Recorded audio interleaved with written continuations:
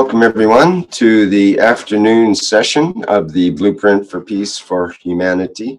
It's day 11 on Tuesday, July 18th, 2017.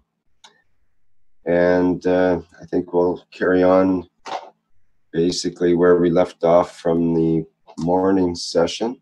And we have to check in and see if our letter is completed yet for the invitation for leaders around the world to sign the World Peace Treaty. Okay, do we have information on that? Can someone inform? We received the access just not that long ago, so we are still working on the document and be working on in the background while we perform the broadcast. All right, we'll get just-in-time delivery at some point. Okay.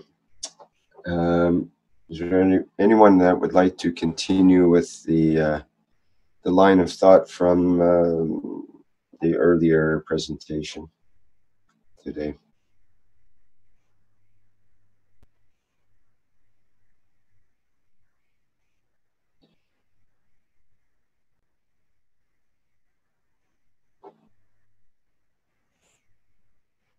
Okay. Is there anything we need to talk through about the letter in the foreground here, or is it all clear in the background as far as working on the edit? Can we assume that's all just going on seamlessly in the background, as they say? I think unless we ask for some help, then yes. Okay, good.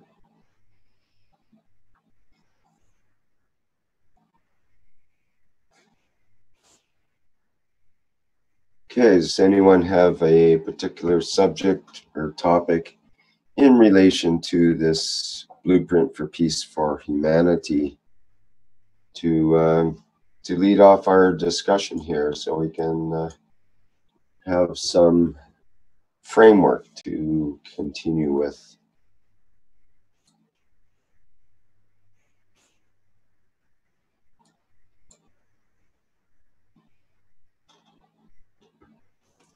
We were discussing earlier about the connection between our connectedness to the rest of the universe and this idea of peace for humanity. And we also connected that with the idea of our own changing ourselves by looking inside and working with our own emotions and thoughts and so on to create our own world, in effect.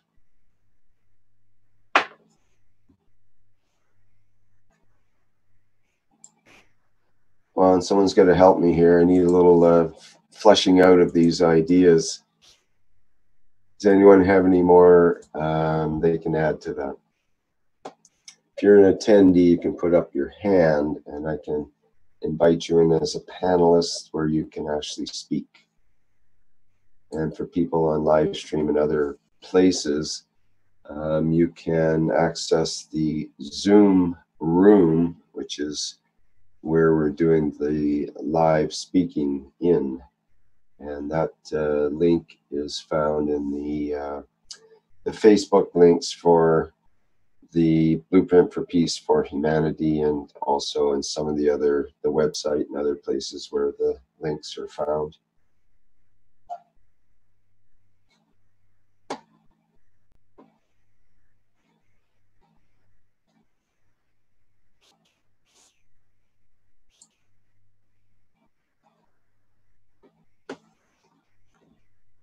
Good morning, good afternoon, everyone. This is Justin.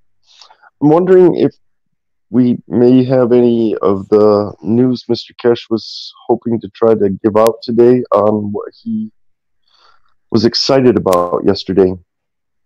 It sounded, and I can only assume at this point without really knowing, were maybe it was related to the Chinese leader. Is there anybody has any idea what he was so excited about yesterday to bring to the table today? I don't believe he was bringing it to the table today. He was advising us of something that might happen today, or at that point. So he will bring it up when he is able to or willing to provide us the information. Thank you.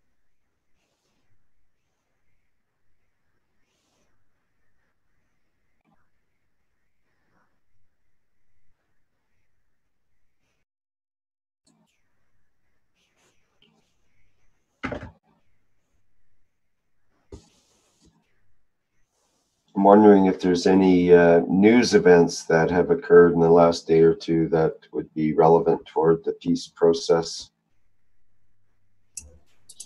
I do have a piece of news that we just released on the Keshe Foundation USA store, the new dynamic reactor sets that people have been wanting. They are now available for purchase on the USA store.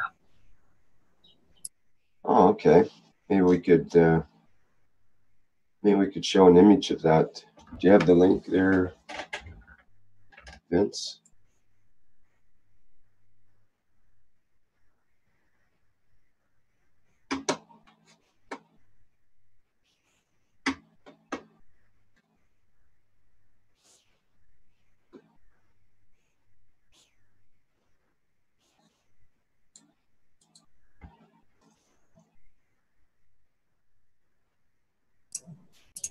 I also shared the link on our Keshe Foundation's page on Facebook. So you can now see the links to the store for those products on the Facebook page. Okay. And just get that up here.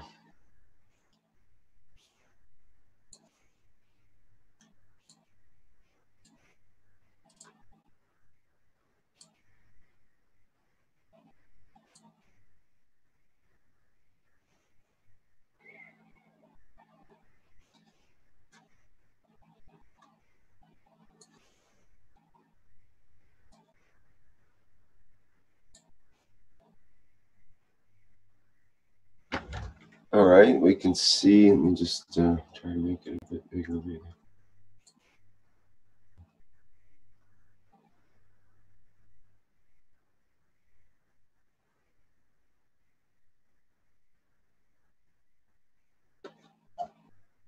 Okay, you can see under the, this is the Keshe Foundation store at USA store.keshefoundation.org/store/product/single reactor kit. But you can find this will be on the first page of the Keshe Foundation store, the Keshe Foundation USA, that is. And you can see KF USA experiment equipment, single dynamic reactor kit, and star formation dynamic reactor kits. That's great. Excellent. So we are providing, or I guess John is providing those products as a full kit. So they are both dual core systems. You can choose to use the which cores that you want to use to put the systems together. So you can make it a single or dual core. He also is including the wall plug adapter for both systems as well to plug into the motor controller that you can see there in the front. And those can also be battery operated. And I do want to say that the batteries for the systems, they don't have them available, but they'll provide you where you can get them, or if you can get a different a battery type to match what is available or what is required on the system. So the wall plug should be plugged into a MagRav. He says you should still see some effect with certain types of loadings on if you plug it into the house mains. But of course, we've heard from Mr. Keshe of how that does drain the plasma from the systems. whatever you might create, it does drain it as well. So you'd have to do that on your own.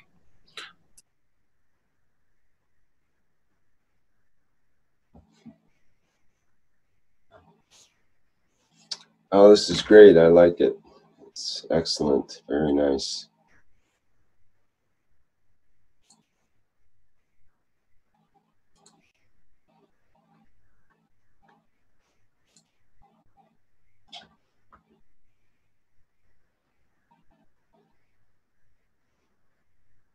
I'll be ordering from this site today. One of these Starship configurations. Star Formation Dynamic Reactor Kit is the official name. You can see some of the parts there. They don't come pre-assembled, and they unfortunately don't offer assembly. So the assembly has to be done from the experimenter. And we should say that the key word here is experimental, and so we get to experiment with them, and the idea being that if you see something that's a weakness in the product, then you can modify it and add to the knowledge and then make a better product out of it by, you know, giving feedback back to them and so on. And together we can create an even better creations of this as we go along, I think. Well, I just imagine the amount that people will get and start loading, and the different combinations of loadings that will be throughout the world with these simple products, right? As in, we no longer have to source everything ourselves. It's all right here. This is something that we've been asking for a long time, to be able to have something that we can just load with GANs and keep going. So this is great to see from the Keshe Foundation USA. Plug and play, load and go, basically. Yeah, and now we have a standardized device, because it's kind of hard when everybody has different ways of doing things and different mounting techniques and different glues that are used and different everything sort of all these variables enter into it. If we have a consistent base to operate out of. And not only that, but this was designed with the help of Armin, so we know that it's a good product for plasma. Can we put a sticker on Armin recommended product or something like that? Armin inside. Yeah, like the Intel inside. Yeah. Okay, that's really nice to see. Is there Okay, thank you. assembly Yeah, I didn't want to take instructions? too much time away from the peace process, but those just got released, so I wanted to make sure people were aware. Well, and we can definitely tie it into the peace process. I mean, the last time, well, that was what, two years ago when the 129 Tesla tests were being done, or is that 3 years now? Yeah, there's time has gone by. there's no question that the fields that are provided from reactors that are loaded can, let's say, interconnect with each other no matter what direction or distance they are from each other. And we proved that with exactly here. Loading is important, and by having something that is available just to be able to start working with it is fantastic, because the loading is important. And I don't think people should expect that the first time they load it that they're going to experience the same results. Listen to teachings, understand what is being said about how to load it and with what, and I'm sure that people will start to see some very good benefits. And the fields from the system, as if they are interconnecting, doesn't matter with distance, then that means they're being provided to the rest of the world as well. So hopefully a really good loading will affect the whole humanity. Yeah, and I would add to that we actually become the reactor, and we interact with these devices so that when we were doing that experiment, for example, with the 129 Tesla, and several of us around the world had MagRav configurations similar to this that were rotating with our GANSs and whatnot, or just spheres, I think, in some cases. But I think we had GANSs loaded in.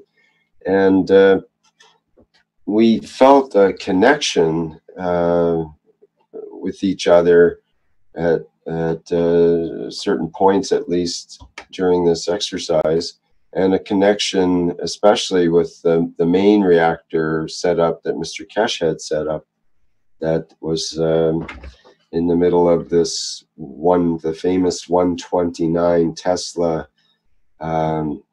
magnetic field being generated, a pulse that was actually basically a world record in magnetic pulse that was generated by that unit at that time.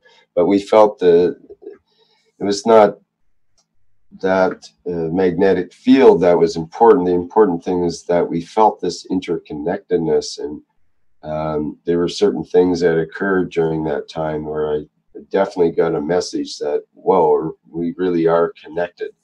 Certain coincidences and so on. That there was a definite connection. Now, part of that might be in the loading and so on, but a lot of it is just in. I think we could have even an empty reactor rotating as long as we use that as the means to allow our emotion to flow through. It's actually our own. That's a really good point right there. That's important. That it's not that the fact that it's the loading, it's the fact that it's how you think you're loading it so that it affects what your intention is. Yes. So really exactly. A way to get to yourself and not Yeah, thank you for clarifying that exactly. And so in that sense, you could probably even, and in fact you can, mock it up as a visualization in your own mind. Say you were, locked away in a room somewhere and you had no magravs, you had no devices as such. But what if you just visualize the Starship configuration, or the basic 4-reactor combination with the free plasma in the center of all these reactors, and maybe just through the visualization of that, and together with the intention, would be probably more than enough to connect with others, even though you would be in a room by yourself somewhere with nothing in it. I would like to, if he's listening, because I don't see him here, if Alex is around, if he could come in and speak to us, because I think he's had some really good experiences with loadings of different Starship formations that he has created, that I think he could enlighten a few people of what experiences he has regarding his Starship formations and what can we look for here. Yeah, so the idea where it really ties into this idea of peace, because of the connectedness, the idea of connecting to others, and what is that connecting force? And I think that's ties into what we loosely term as humans the word love. And if love was maybe the attracting force, maybe it's the it's attracting and repelling, I suppose, depending on your point of view. But it's definitely a connecting force in the universe, and it applies on many different levels. And part of that is this connection that people have for their MagRav units, especially with the loading involving the zinc GANs and the CO2 GANs, because that has the real connection to the physicality part of the soul, basically, the soul working through the physicality. Our brain is has lots of zinc and so on. It's part of that. I guess it's probably more like the plasma strength of the zinc and the CO2 GANs that we're looking at to work with inside of ourselves, that connecting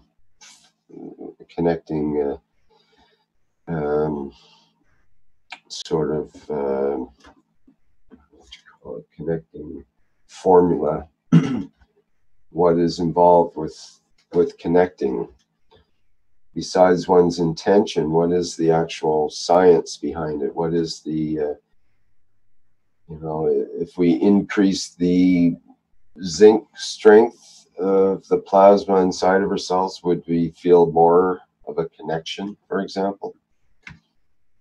And if people on the planet get more of that zinc level of plasmatic energy, would they feel the connection more? And if so, when people feel a connection with others, then they tend to understand them better, number one, which leads to less argument and less conflict, which means you can see your way through peace rather than the disconnected attitude of aggression and war and taking control of others and that kind of thing. So definitely these reactor combinations can work toward world peace.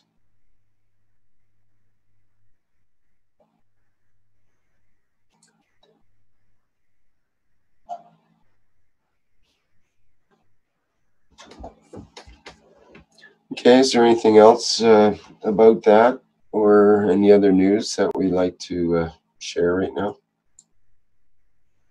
Rick, one of the things that we are supposed to do is to teach in our languages so that people understand the science, and then that brings about peace. So a few days ago, we talked about translating the piece of the division of Neutron, and it's already posted on YouTube. So how about if you showed some of the translations that are complete? Then people will learn from here, and whoever sees what has been translated can go ahead and tell others. Okay, do you have those links? Or where Thank are you they? very much. Yes, Flint may be in a position to know exactly which ones are translated and probably show them, or give them to you and for you to show. Yeah, you have the link there. Thank you very much.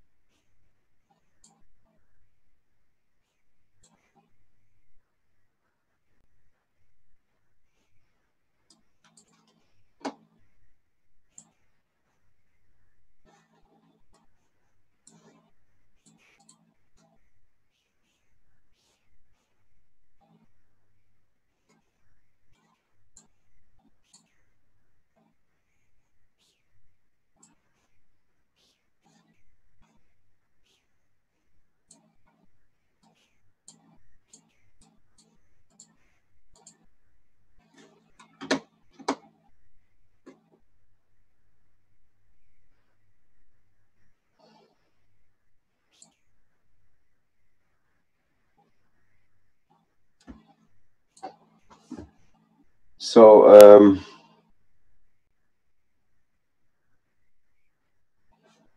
are you talking about on the, Gotcha, are you talking about on the closed captions, you mean? The division of the Neutron that was translated into various languages. A few people offered to translate into their languages, and it's already posted, so the languages that are already translated can be shown. Can be shown where? In the closed captions, you mean? Flint would know better than I do. Flint, would you please help? Thank you.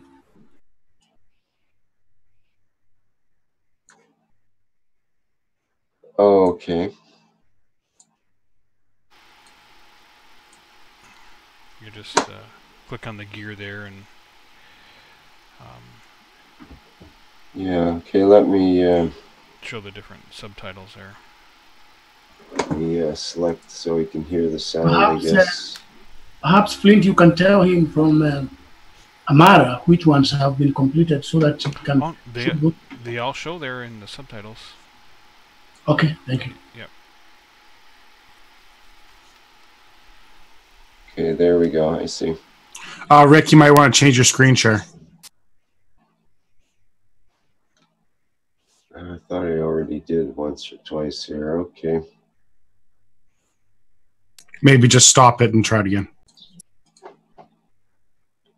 Here we go, I think. Oh, yep, that's better. Thank you. All right, good. That's why people couldn't see what I saw. All right, there we go. So this is the division of the neutron. It's an excerpt from the Blueprint for Peace for Humanity. Day, it's too long, day 8 a.m.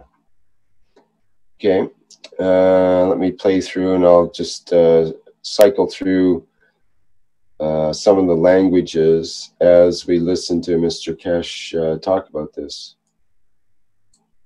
That the process of the division of the neutron, for the first time we can explain, that is the center of neutron itself. As you look at the structure of the cores, rotating cores, which they have a center, and the fields, and then you have the matter states or the gas state. As by rotation you create a center, the way we have seen and we explained in the structure of the soul of the man, in the brain of the man. Now we understand the center of the neutron is the same, and he has a center, where by the change of the fields in his environment, then the center divides, and the balance of the energy, what is left here, becomes the proton, and what is in the center is electron, with a higher power that it can carry on with its random motion. In fact, if we look, we understand the whole three are the same.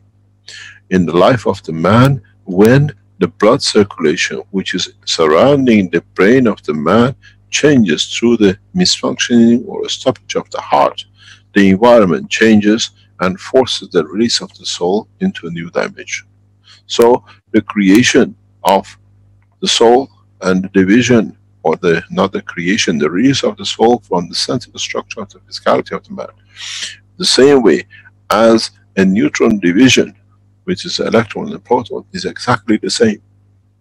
And then, as I explained, if you remember, some of us who did the test, creating deliberately a center core, a second core, and a third core, or we had a center core created in the middle, we have found some of our cores have disappeared, or we have lost them, we cannot find them.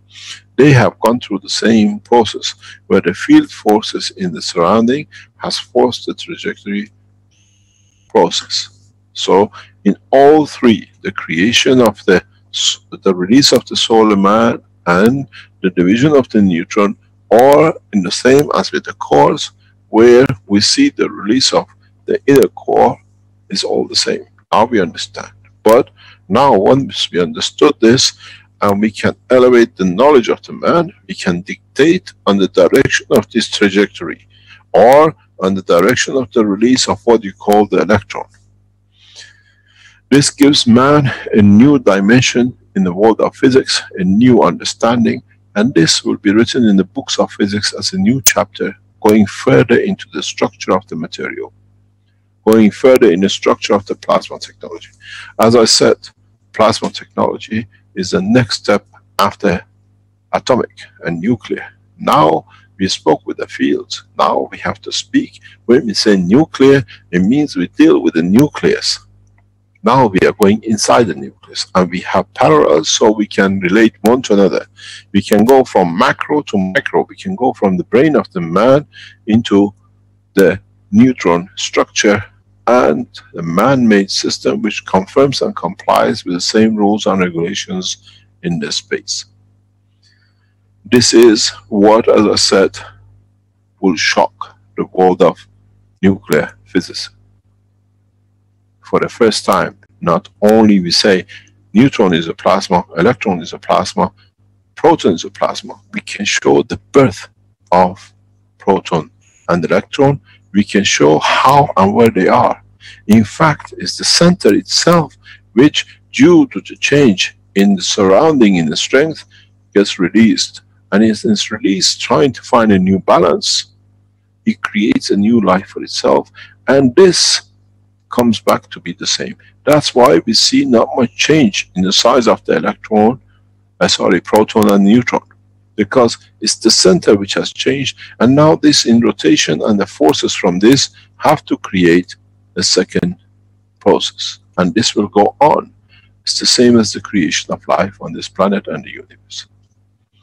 But if we understand and we can dictate the direction of the flow of the release of even our own spaceship within the plasma which we created, where we make our craft to be the center with the massive field forces around it and dictating the release direction, we can travel the spans of universe beyond imagination of the mind.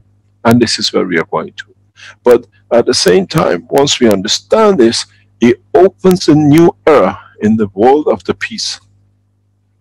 With this, we can release so much energy that no weapon, present weapon made by man, will be able to stand the energy release at this level, be it electron or proton. So if I change my jacket doesn't disappear. It becomes a jacket of a aircraft carrier. The central depletes all energy from every element. Now you understand. We said when we put an item in our mouth, the minute it enters the mouth of the man, because of the GANS condition of the body of man, it starts behaving as a GANS and not as matter.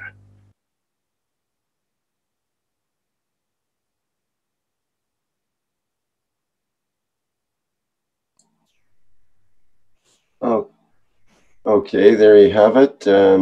We have languages of Arabic, Bulgarian, English, French, German, Norwegian, Polish, and Swahili at this point.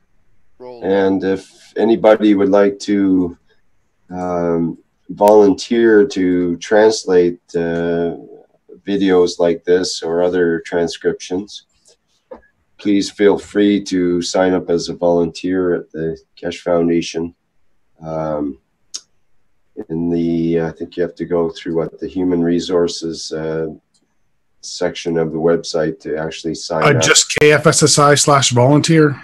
Okay. /org/volunteer. And I want to say that what appears as Swahili is actually Gikuyu, but Gikuyu is not one of the languages offered by Google.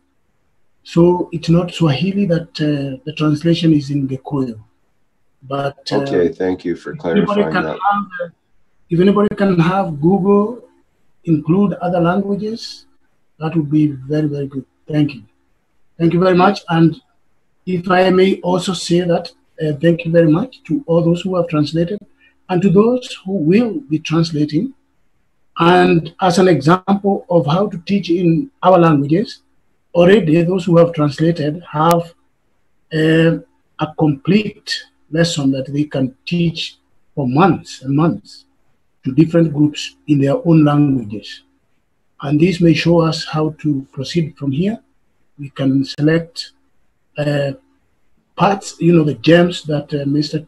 Keshe teaches. He teaches everything is important, but according to your choice, if you wanted to teach something, you can just take a few minutes, translate, and then teach over a long period to very many groups within your communities. Thank you very much indeed. The Vietnamese language is under the quote-unquote Swahili. What you saw under Swahili is not Vietnamese, it's Gikuyu. No, I think there was one more language underneath of the Swahili there. Was there not, Rick? That may be possible. Oh, okay. Yeah, I see that now. The Vietnamese. Well, we'll have to show that a little bit here, I guess. So we just review a little bit of Vietnamese. In the Thank space. you for that, Mark. This is what, as I said, will shock the world of nuclear physics. For the first time, not only we say neutron is a plasma, electron is a plasma, proton is a plasma, we can show the birth of proton and electron. We can show how and where they are. In fact, it's the center itself which, due to the change in the surrounding, in the strength, gets released. And it's released trying to find a new balance. It creates a new life for itself. And this comes back to be the same. That's why we see not much change in the size of the electron, proton and neutron. Because it's the center which has changed. And now this in rotation and the forces from this have to create a second process. And this will... Okay, so that just shows some of the Vietnamese there that was on the bottom of the list. All right. Very good. Let me show the... where is it? There it is.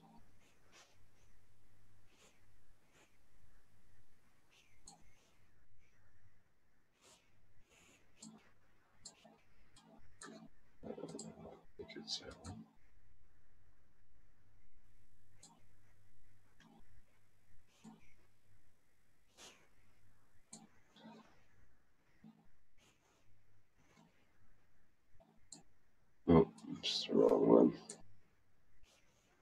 This one.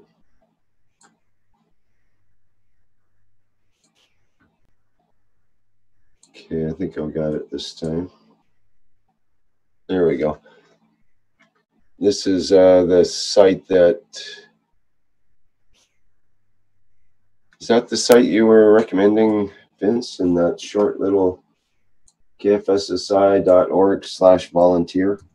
Yeah, because it just redirects you to the proper support forms. I see. Okay. Good. So that's an easy one for people to remember. It's kfssi.org/volunteer. And you can go there and sign up with your expertise contribution form and submit that if you would like to be a volunteer and help out with the translations, transcribing. And we could also mention we need graphic artists and animators and such forth for website work and for helping out with some of the promotional videos and other activities that are going on. So it's a good chance now for people to get involved with the Keshe Foundation through volunteering your time and expertise.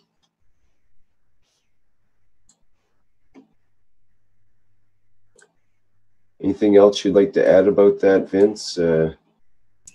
No, I sent you the banner that you can put up so that it shows exactly what we're looking for at the moment. But really, any contribution that you can provide in what that is your expertise, and you want to provide your time to the foundation, please do so, because we go through the application forms as they come in and get you try to get you set up as soon as we can to get you doing what you want to do for the foundation and humanity. So please, if you have any of the talents listed here, we're looking for them specifically, but if you have any contribution that you think you could offer to the foundation, try to be as specific as you can so that we can know where to allocate those resources that you can provide. Thank you. Vince, hi, good evening. Is it possible to copy the link of the 2 pages in the chat room so people can just copy the links, then they can send them out? Thank you.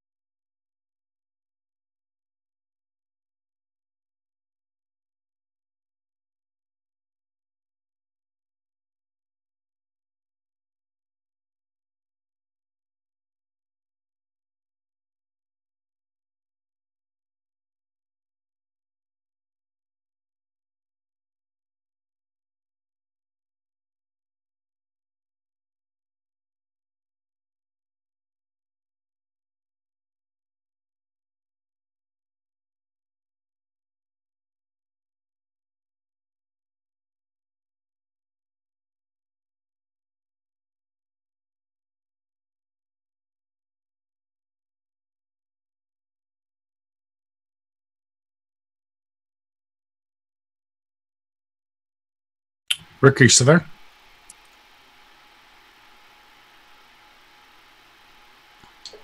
Sorry, I had the mic off and only on live stream. I was just asking if there's any other news or anything else that we need to present about this part. And if not, is there any news about the letter that we need to get out? Is that getting closer to being done?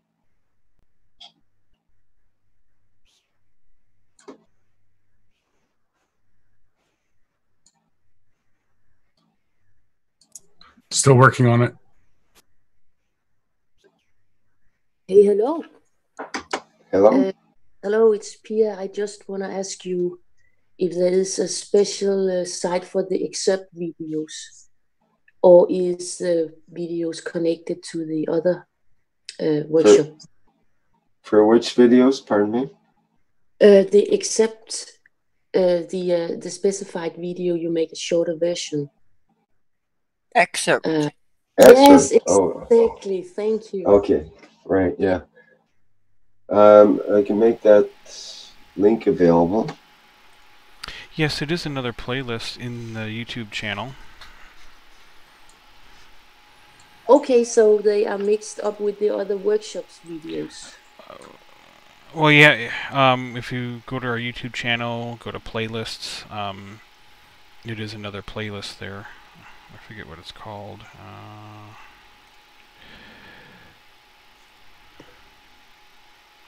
Okay, it's just because it's so easy, just if you want to translate a video, the shorter versions, so it could be easy just to go there quick and find the small videos. Yeah. I'll give you a link here, Rick, really quick. It's called Public Teachings in English Extracts. Extra, okay, I see. Or extracts, kind of a weird word, but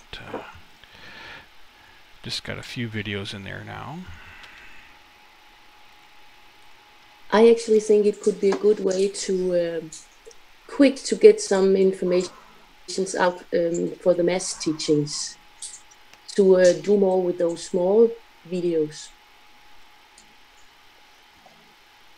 Yeah, I absolutely agree. That's the best way to get it out, and nicely produced short videos are way more likely to go viral than the longer videos, even though the longer ones may have all the information and data in them.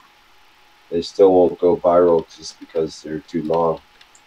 And the short ones can be short and to the point and get something across much better than a longer video. So this is what we need to do, is have more people take excerpts or extracts of these of the longer videos of our workshops and of the Blueprint for Peace series and so on. And yeah, if we can get people to think about that, if you're a graphic artist or a video person, and even if you just do it on a strictly amateur basis, perhaps there's some part of the Keshe teaching that's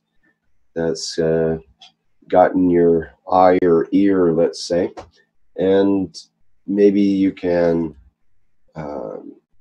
produce it in a short video, 5 minutes or less, that would explain that particular idea, that one concept that's trying to be presented.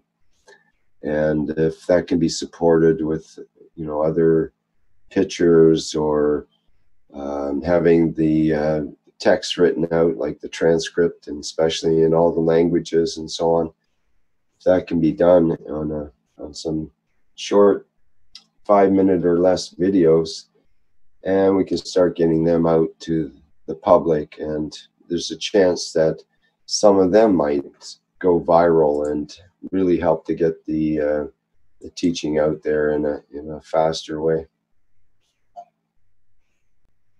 Yes, exactly. This could be a great appetite starter for people. Yeah, it's a great way to help the whole movement of what the Keshe organization represents.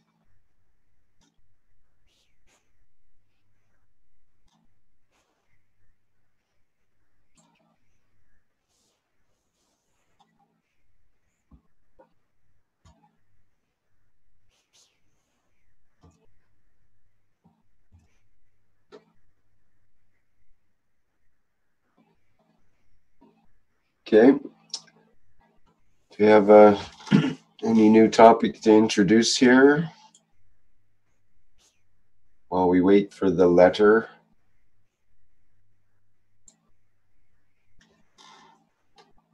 Rick here, John is here. I was listening to when you were translating the material, and listening to the concept that whatever we put into our body, which is in a plasmatic mode, turns into a plasma. You're in a condition of doing some tests. If you have a reactor with plasma in it and sort of put any material inside, be it hydrogen or any other product, does it turn to plasma in a plasmatic form? What do you mean having a reactor with plasma inside? What do you mean by that? Well, the reactor would be the strongest way of having a plasma working. And if you put another material inside, be it in a matter state, would it turn into a plasma state? From my understanding, it's more the other way around. If you have a plasma and you introduce the matter level stuff, then the plasma gets absorbed by the matter level stuff, and that can stop the reaction inside the reactor. For example, if you look at the original patent of Mr. Keshe and the European patent application, then you'll see a number of spheres with showing layers of gases in the rotating spheres, and those gases are there to both feed the reaction in the center, where all the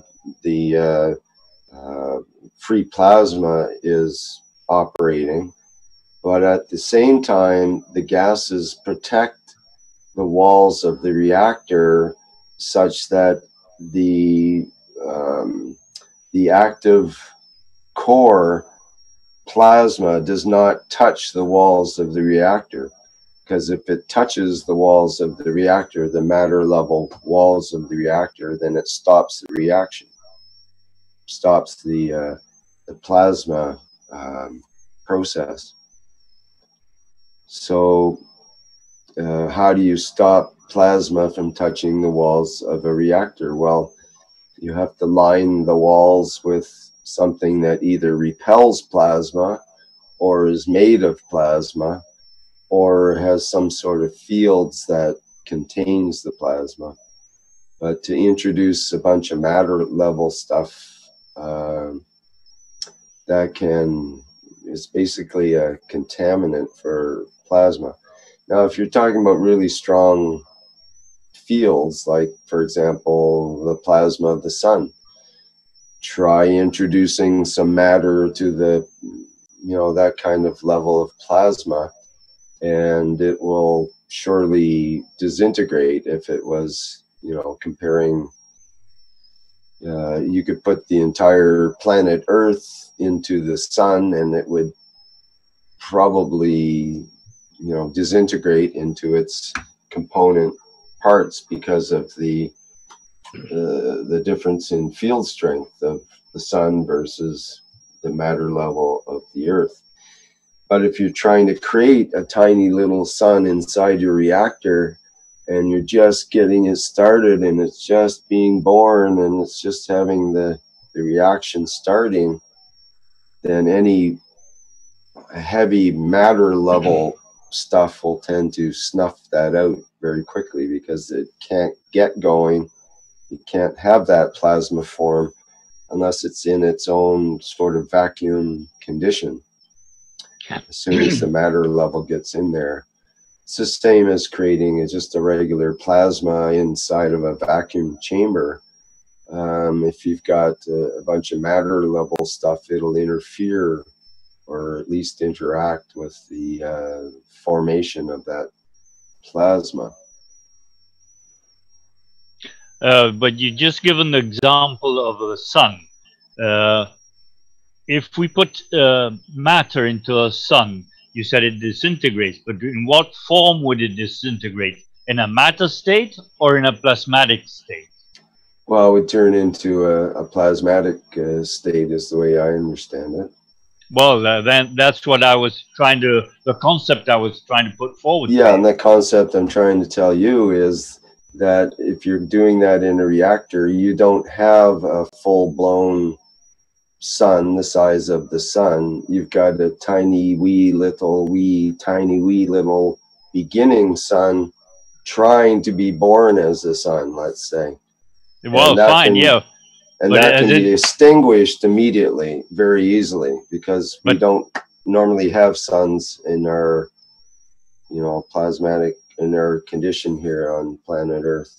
Yeah, but how do we turn whatever we put into our mouth into plasma immediately? Well, we don't turn it into plasma immediately. We turn it into GANs immediately. Oh, well, GANs, that's what I meant, yeah. Well, okay, then what happens to the GANs inside our body? Then it turns to plasma inside the body.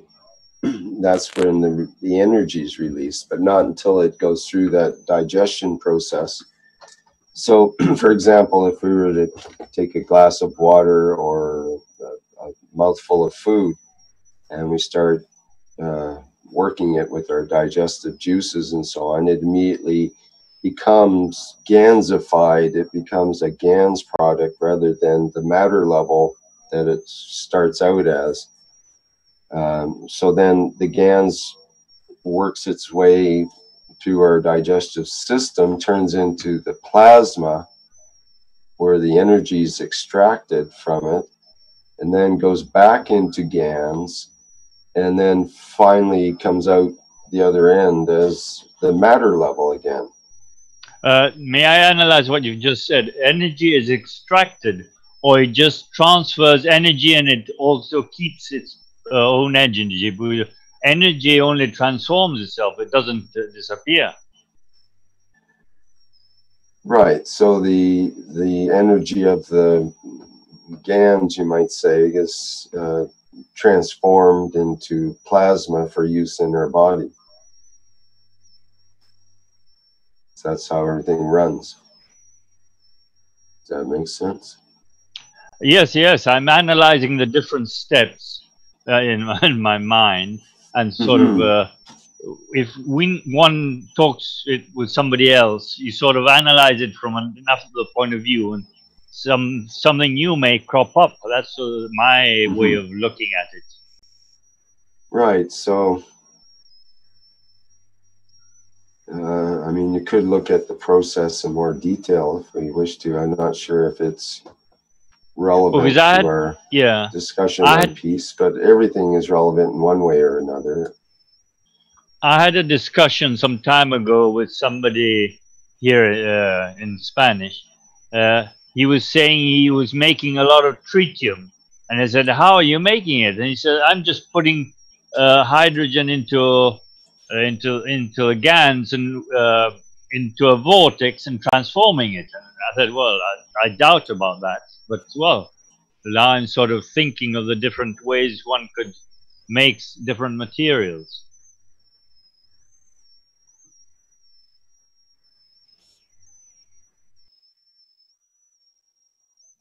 With one, you can't replicate GANs, but we've got to find a way of transforming it, as you say, inside our body with making it. Now, make an equivalent process which we could make these materials.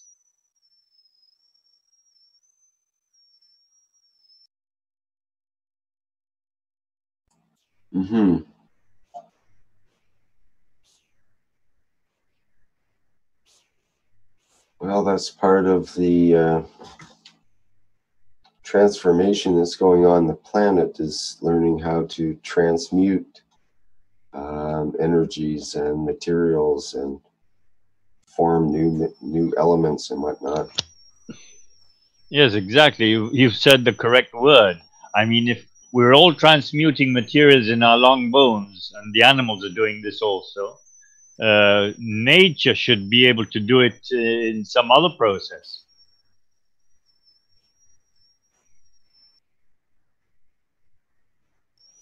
I imagine the trees and the plants do the same thing. Well, yeah, trees actually levitate when you think about it. What starts out as a seed at ground level ends up being as much as 20 tons, 100 feet up off the surface of the planet. So in the life of that tree, it's elevated itself. It's many tons of weight. It's elevated many, meters up in the air. And that's quite a miracle when you think about it.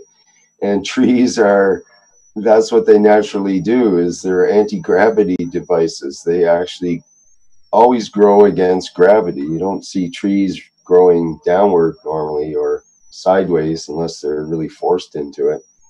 But they want to go vertical as fast as they can. They reach for the sky. They don't fool around about that. They're very serious about going as fast as they can toward the sky, each plant.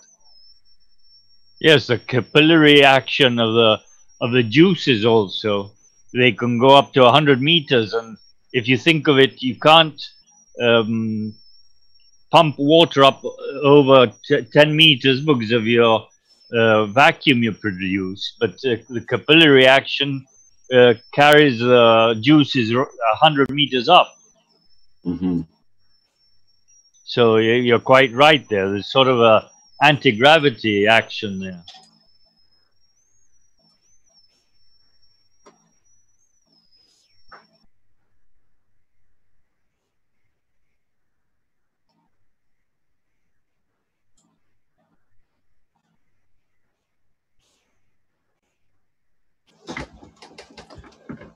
Okay. What else would we like to talk about here?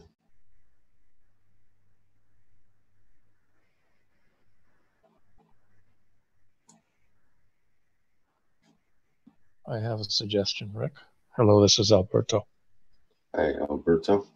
From the United States. How about, has anybody built a star formation that is based on free plasma? I wouldn't know where to begin with that, so I'm asking others. What do you mean based on free plasma? They're all based on free plasma. Well, what I'm talking about is you have a star formation and you have the free plasma in the middle. But what if you took the free plasma in the middle as your base and you make enough star formations around it so that you have 4 free plasmas per star formation? That's what I'm talking about.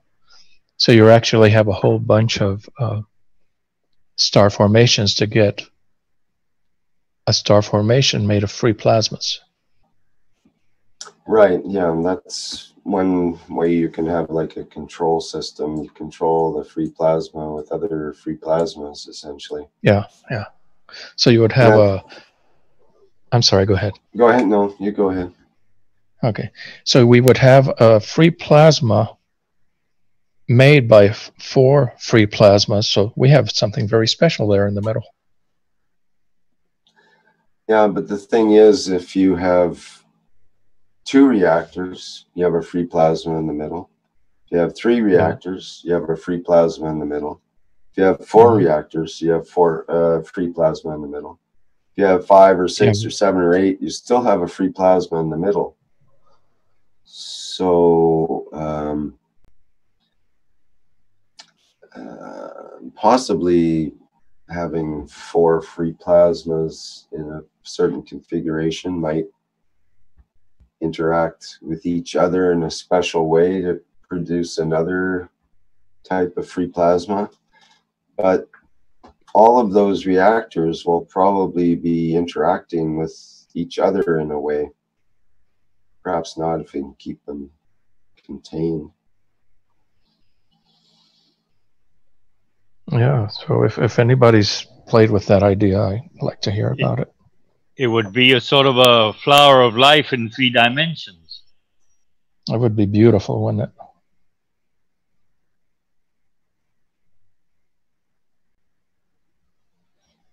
Well, certainly the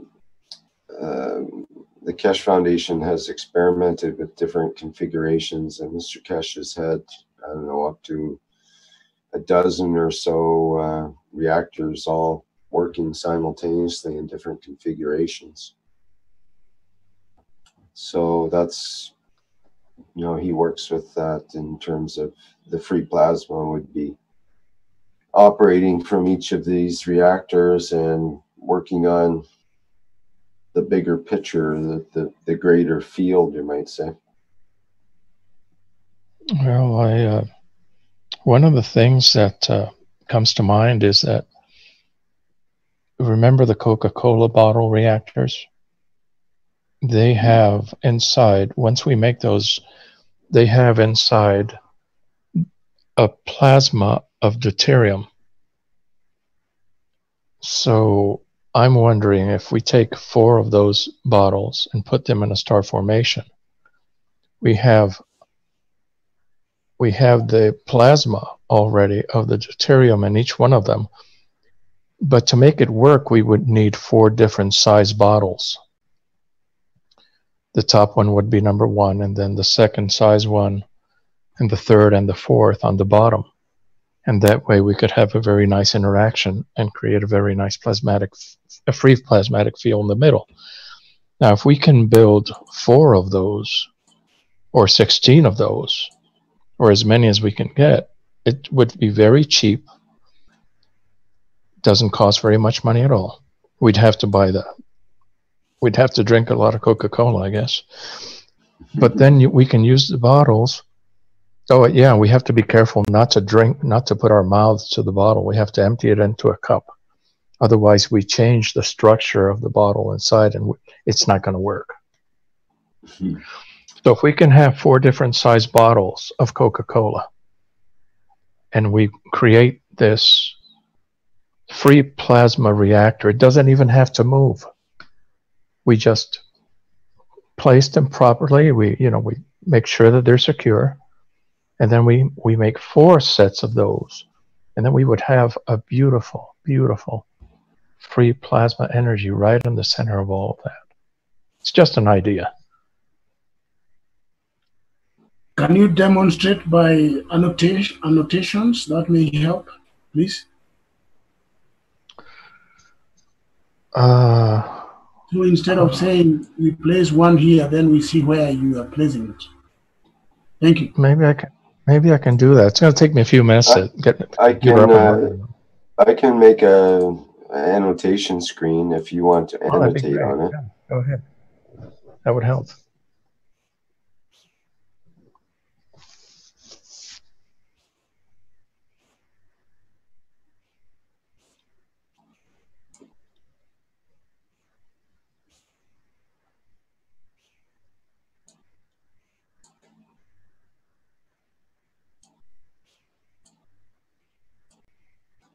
Okay, just reshare, make sure it's sharing. You see the whiteboard there? Yes. Okay, you should be able to annotate on that if you wish. Oh, okay. You see the annotate bar? Toolbar like? I'm almost there. I'm waking up my computer. It's like me, it needs more coffee. Okay, so I can draw on that? That'd be great. Yeah, if you select the annotate, and there's a draw tool that you can format with the format tool.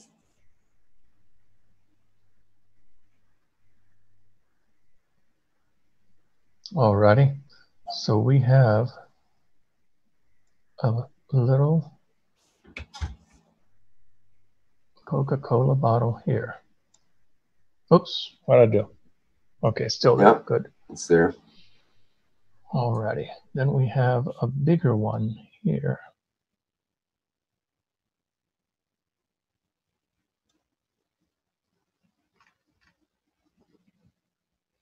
That one's too far down. I'm sorry, guys. Oh, we can see it. It's okay. Okay. Then we have an even bigger one over here. We have 4 sizes. Why the 4 sizes? Because we need 4 different mass levels. And we need them preferably to be 1, 2, 3, and 4. And I'm not sure that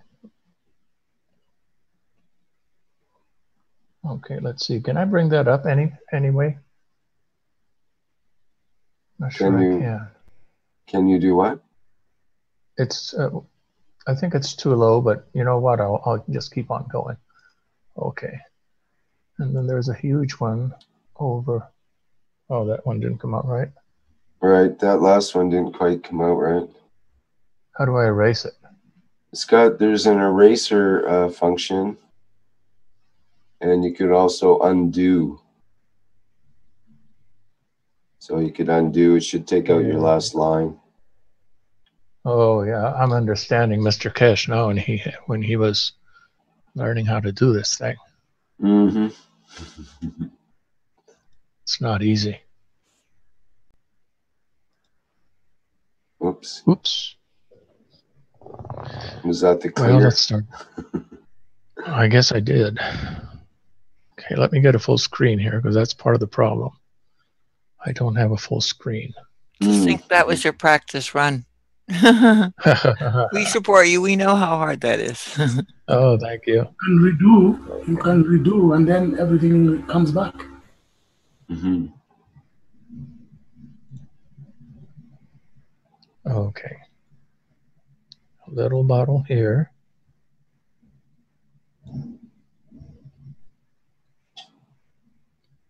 A bigger bottle here.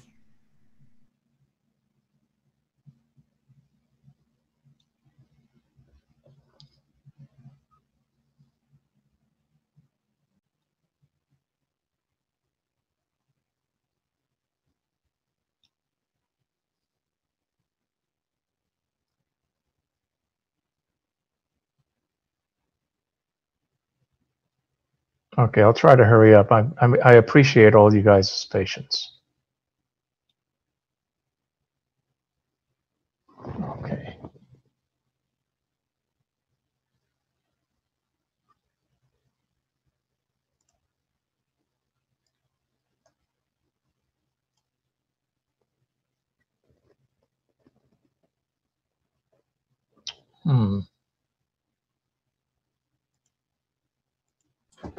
Okay, so we see the 4 cola bottle set up here.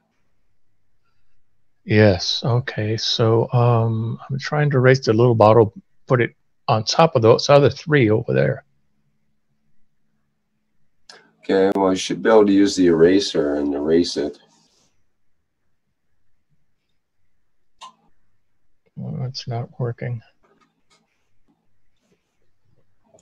There. You mean that one? Okay. All right. Got it. All righty. Back to drawing. Let's get a little bottle up here somewhere.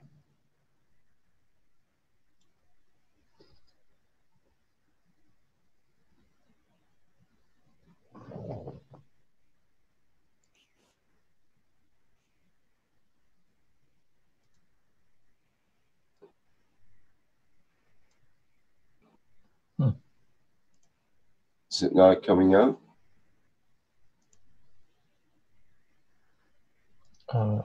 Let's see. Yeah, this is definitely training. All right.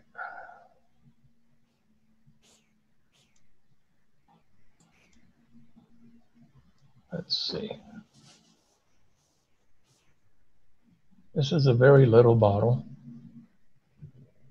It keeps moving to the side, but I guess that'll do. Okay, so this is 1.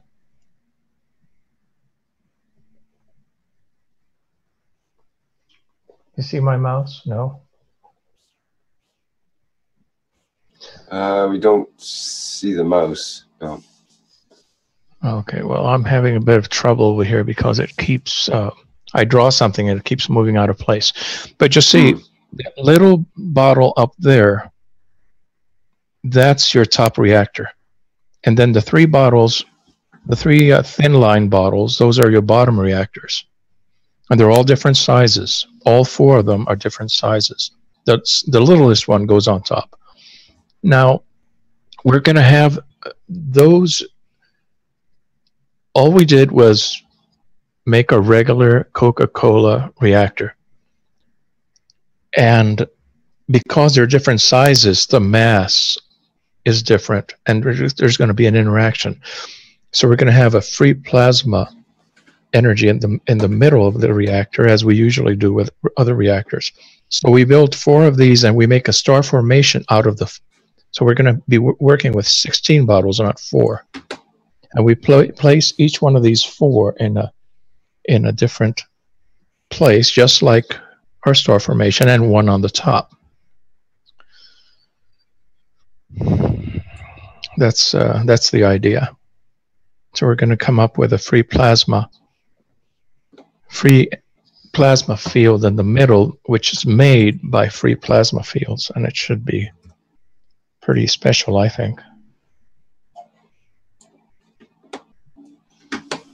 That makes sense, but you don't have to have different size bottles, because the size really doesn't matter. It's the amount of whatever you put in there will determine the amount of the plasma.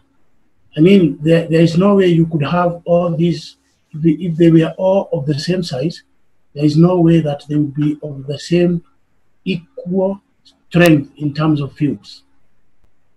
So size may not really matter. And of course, I have not seen four sizes of Coca-Cola bottles. Yeah, I've seen 3 sizes so far. Yeah.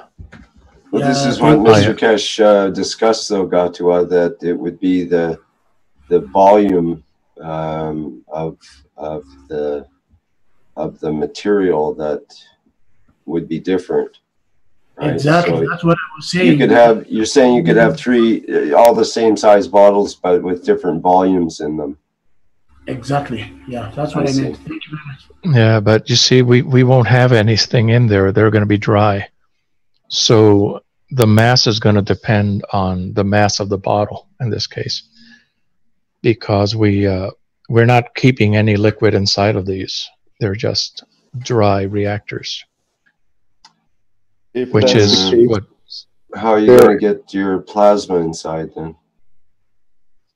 Well, you know, you make the Coca-Cola reactor just like you normally do, and after you're done, you pour out the caustic, and you let it build up. So now you have a nano-coated surface all inside, and there's the natural creation of deuterium, the deuterium plasma, not the deuterium itself, but the deuterium and plasma, which is what we've been looking for this entire time. Yeah, I see what you're saying. In that case, the volume of the bottle would be important. Yeah, because we're not going to have any matter in there except for the bottle. So the question is, are the various sizes of cola bottles the correct ratios for our experiments? Yeah, that's going to be difficult. Are they naturally designed in the correct manner for the probably Fibonacci not. sequence or some other sacred geometry? Yeah. It could be that they are. It could be just the way the universe lines up. Since we are using cola bottles, perhaps the universe lined it up so they would all be the correct sizes from the small to large. Well, maybe we'll do a little investigating might help to find another set of bottles that are made of PET plastic, which is what these bottles are made of. PET plastic reacts with caustic in a very unique way and creates the effect. So if we can find another company that puts out these bottles made of PET plastic. If I may jump in here. Sure. We don't really have to look for any other. Coca-Cola already makes a 2 liter, a 1 liter, a 20 ounce, and a 12 ounce bottle. And I found a even smaller one, which I went crazy and I bought a whole bunch of them. I think they're about 6 ounces. And I would like to also add, I'm not going to try to take away in any way. At one point, Mr. Keshe, last year, I think it was, in one of the Knowledge Seeker workshops, had mentioned if we'd actually take the Coca-Cola bottle reactors and stack them on top of each other with 2, say, pipes or straws, allowing for a flow in between this stacked tier type system of the Coca-Cola bottles, it would allow for the separation of the different plasmas. But by having that's shown in the patent application shows that particular thing with one cola bottle over the other one and 2 tubes joining them, basically. Yeah, just like you've described. And that way you can collect the gases or the plasma gas, I guess you might say the plasma vapor from the bottom reactor, which would have the liquid in it, say. Excellent. So all types of room for very cheap experimenting. Yeah, bottom line is they are cola bottle reactors. You can't get much cheaper. I mean, you can find them in every landfill. They're hard to actually get rid of in the landfills. Well, I wouldn't get one from the landfill because probably somebody put their mouth to it. Yeah, and by doing not the best. They've changed the structure of the plastic with the fat from their breath. Yeah, it's an interesting thing you mentioned about that, touching it to your mouth, because I mean, a lot of people, if they're experimenting with a cola bottle, I mean, most people wouldn't dump the cola out in the, in the toilet or pour it out in the ground or something. they would tend to say, "Oh, I better make use of this and drink it," and so that you would be putting your saliva, fats, and amino acids on the mouth of that container before it gets sealed up with the caustic and whatnot. So it would actually have amino acids in there that would become part of the process in that case, even though it ruins the experiment. Yeah. Well, it could be a good connecting factor that would add to the experiment if you did it consciously, at least, and not in an unconscious way, in that you deliberately introduce your DNA into the experiment as a way of maintaining that connectedness to the experiment. Oh, you're talking about building a spaceship now. Yeah, well, what were you building? What were you building with your Starship configuration? I just assumed that was what the case was. No, I was just building something out of deuterium that we could make anything out of it. Oh, okay. Yeah, if you went for a particular case of infinity, but yeah. Go ahead. Yeah, if we take a couple.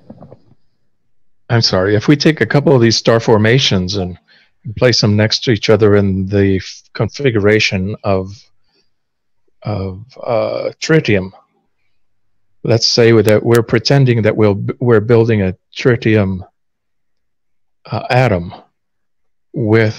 except that we're using a star formation, then we can create elements more than likely. The interaction of them would be just like the tritium. And we could get matter out of the other side. You see what I'm saying? We form an infinity loop with two of them facing each other. And then we come with a third one. We approach those two from the side, but we'd have to work with the angles because we're not sure of the angle. It would be preferable if we put them on a gyroscope, on the kind that ships use, where it will move any which way that it feels like it, depending on the energy it's getting from the other two bottles. And I know this may sound like it's not part of the peace process, but Mr. Keshe has been talking about free energy plasma this whole time, so I think it's directly related.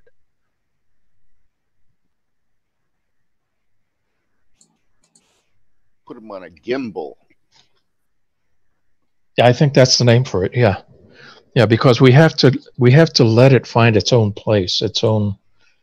We can't force it, because if I don't know how it wants to interact, except that the first two, yes, I want those two facing each other because that's the way that it happens in deuterium. They're locked to each other.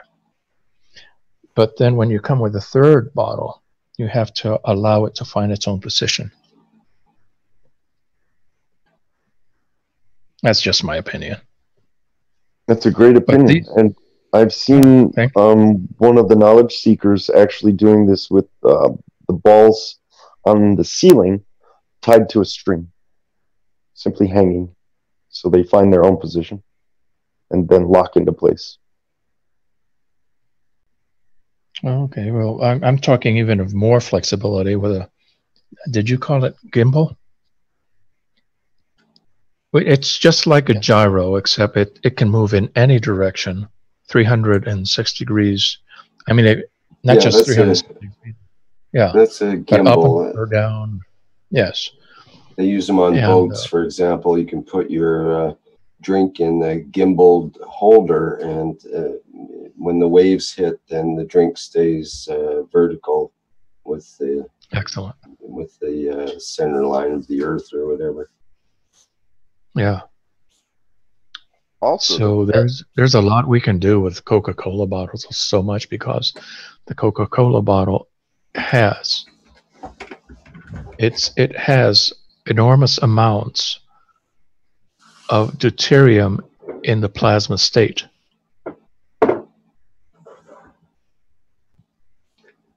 Yes, and something we haven't considered before, which I would like to start working with actually, is the Coca-Cola bottle reactor, but simply rotate it. I haven't seen anybody rotate a Coca-Cola bottle. Yeah, I thought about that one too. Yeah, so that why would be not? very interesting. Mm-hmm. It might be the key to actually get it to actually function as a working prototype. That would be funny. It would be kind of hard to balance a Coca-Cola bottle on top of a computer motor, though. I can build an adapter that is 3D printable that should probably actually take care of that. That would center it at least onto the hard drive motors.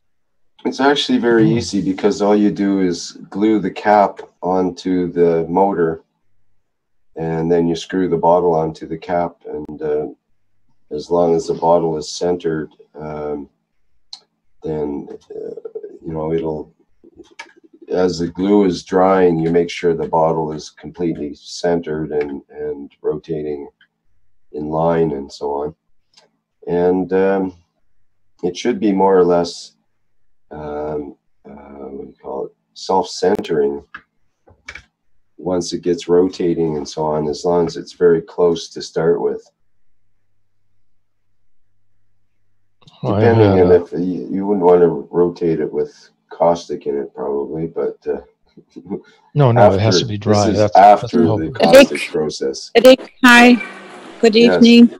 Hello. I've been following the conversation about the Coca-Colas, and the claiming of the deuterium in the Coca-Cola bottles is not correct. I just wanted to let you know so that people don't get on the wrong foot. Oh, thank you. Okay. People were asking in the background, we would love to have Mr. Keshe around to support in the topic which is getting discussed. So I put the question through because Mr. Keshe can't appear in the teaching himself. So he said, no way. So it's better to stop.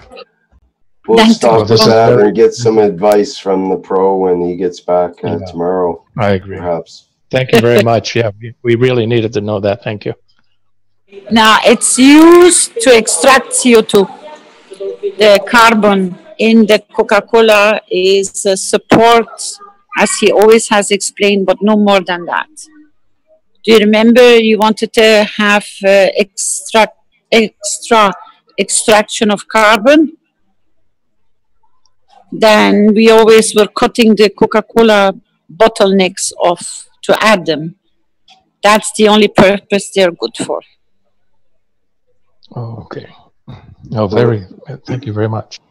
Now it's better to make sure that you don't go on the wrong track and then get the explanation more in depth when Mr. Keshe can return, so you're all comfortable. Yeah, we'll have to get clear on that. He did mention at one point that it was for creating hydrogen, or the plasma of hydrogen. So we'll have to see about what he says about that, I guess. Okay, we'll get clear on that at another time. At least the point is there about the connectedness of the reactors and of these combinations and so on. That was the main point we started talking about that led to this.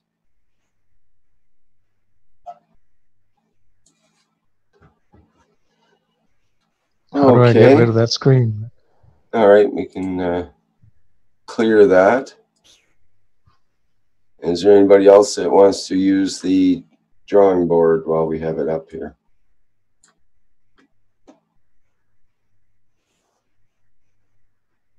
Okay.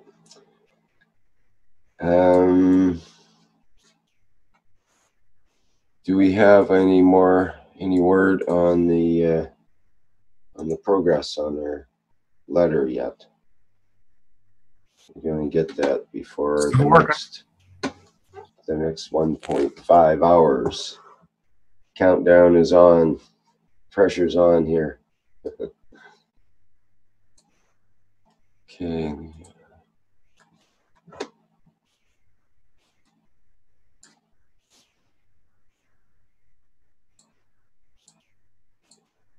Hi, can I ask a question? I came in a little late. It's Libby. Hi, Libby. Did we talk yet about the fact that we are all star reactors in our own beings?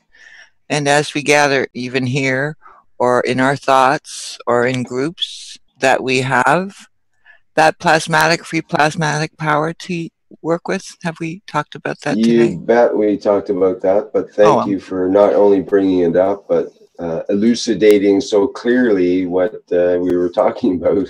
Oh, good. Okay, great. And are we bringing ourselves back to doing that together at moments during these meetings? Because I think that's always a good idea, since we are 62 of us here right now. It's a nice... That would be the natural progression from the idea that was brought up earlier, I think. Yes. Oh, good. So how would you proceed with that? Well, I would just suggest everybody makes themselves comfortable and then just focuses on their comfort, so that for the next minute they can radiate out love, joy, and visualize the world leaders gathering and signing, and even them being joyful to be participating in our actions.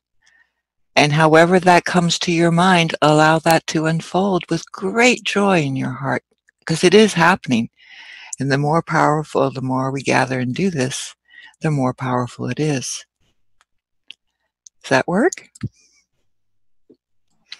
Somebody got a timer? That works, definitely. Okay. And it always helps if you start with a good breath and a big smile on your face.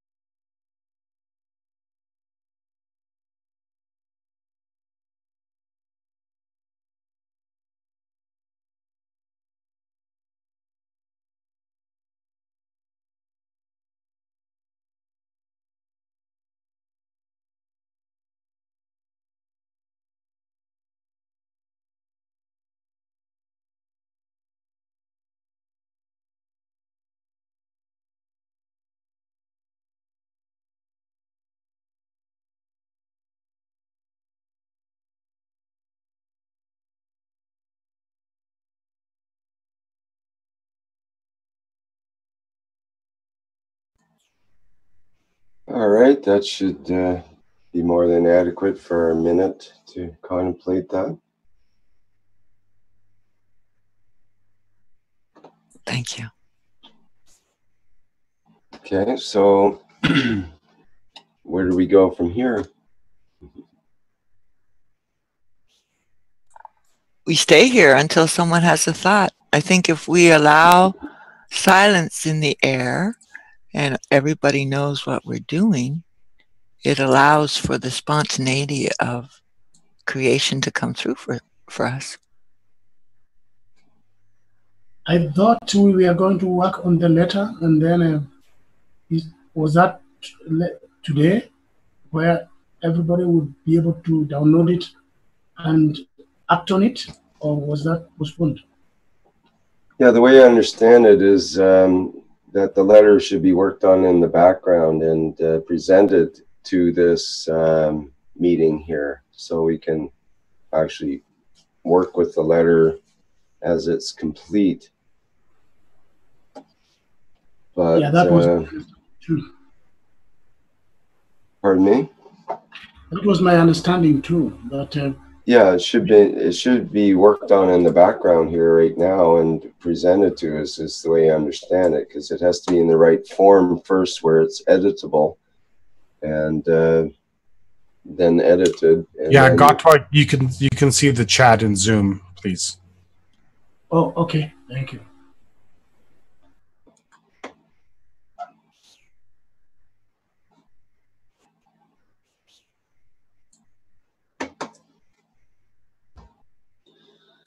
okay.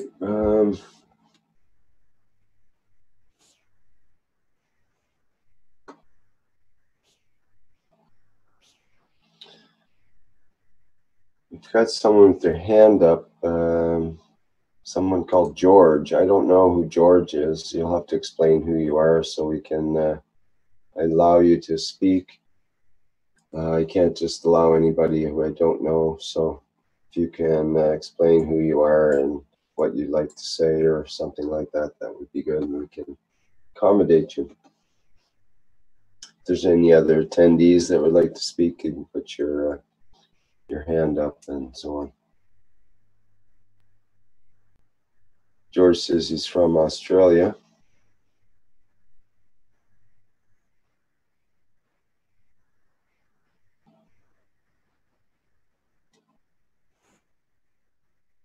Okay, I'll promote you, George, as a panelist and allow you to speak here. You can announce who you are and so on.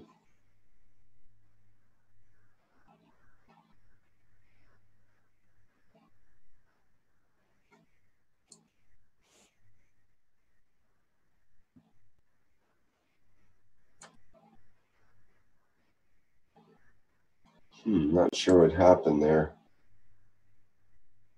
George seems to have disappeared.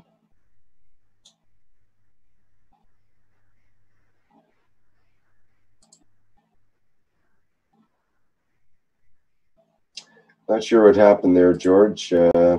Somehow you disappeared from the list. I promoted you to a panelist. So I'm not sure if you're still in the chat or not, or you can hear my voice, put up your hand again, or open your microphone, whatever you can do. Okay, I guess we're not hearing from George right now. Mark, you had your microphone open. Did you want to say something? Oh, I didn't realize I had it open. I could share the letter that I sent to President Trump, but I didn't hear the first part of today's session, so I don't know if I should. Well, we're in the process of these this other of finalizing the other letter that's supposed to be a form letter for people to send to their various leaders and so on. Okay, so if we get to the end of today's session and we don't have that, I would share this short one that I sent. Okay, that sounds good, I guess. I just didn't want to get people confused at this point on what it is we're actually sending out. So maybe we should wait toward the end, like you're saying.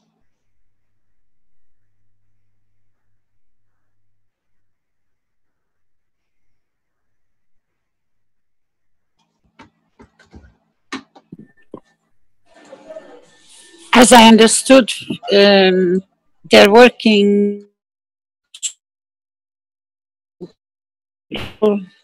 beautiful lined out. It takes some time because the letter is ready, but it has to be adjusted for all the suggestions which were made this morning. that it comes in the right proportion, that nobody can change the letter, but that you can add to who you're going to direct the letter, and that you can sign at the bottom of the letter. They're checking and double checking that the structure has no more mistakes. So be a little bit more peaceful or patient. They're working on it in the background. Excellent. Thank you, Caroline. You're welcome, Rick. In the meantime, do you have another topic?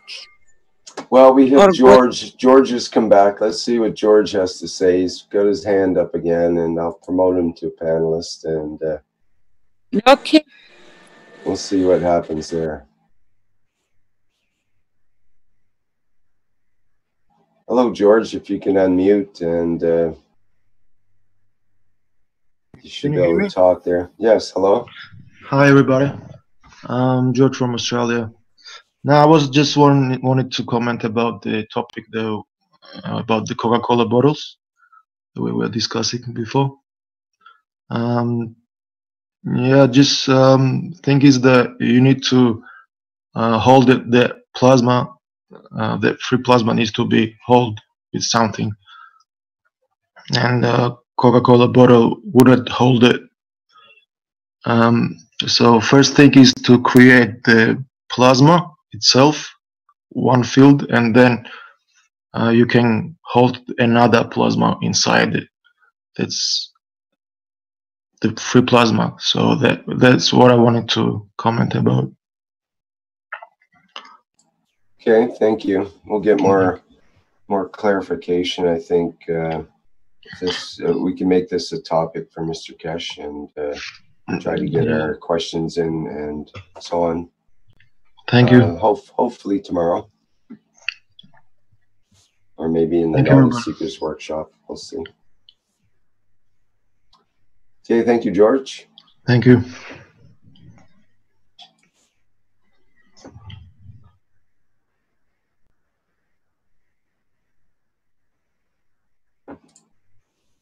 Okay, anyone else with a topic they'd like to bring up or a comment on what we've said so far?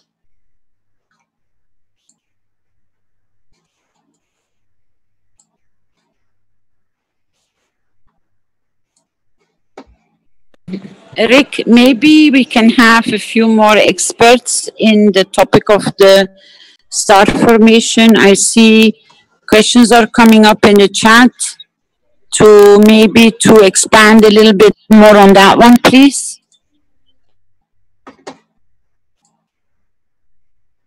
Okay, I'm just trying to see. Or people who have or working individually with the star formations, the way they have set it up and how they have loaded them, if they could come forward and speak and explain.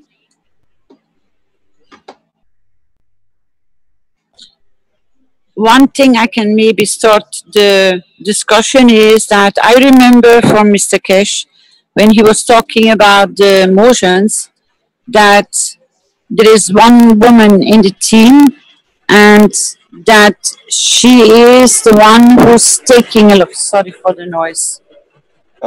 Caroline, if you keep your mouth a little bit away from the microphone, we'll get less distortion, actually. I think you're getting really close because you think it's noisy there, but we hear you very loudly and it sometimes distorts because it's a bit too close. We hear your mouth. I understand, Rick. I do apologize. I cannot get to a quiet place at this moment. I was trying to explain. Yeah, we don't hear much of the background noise. The background noise is fine. We hear you very clearly, so you don't have to yell or anything. It's very clear. Okay, go ahead. Thanks, Rick.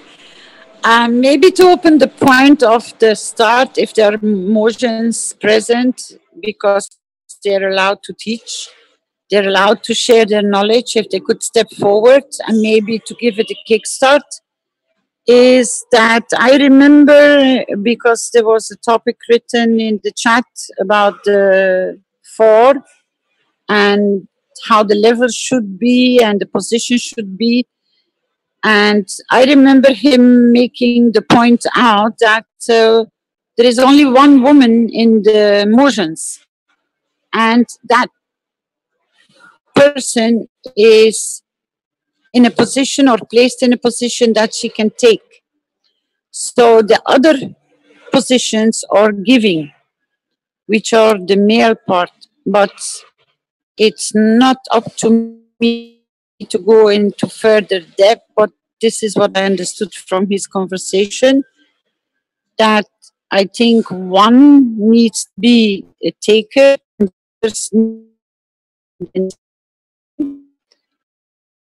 is present, please step more knowledge with everybody else or somebody. Yeah, I'm not a Mojan. Thank you. I'm not a Mojan, but I know that amino acid is in the star formation.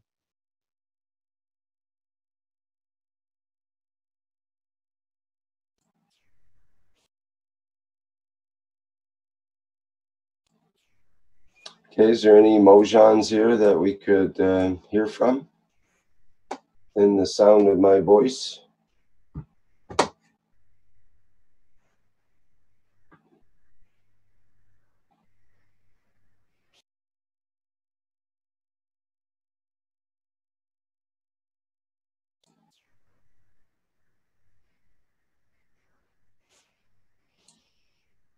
Okay.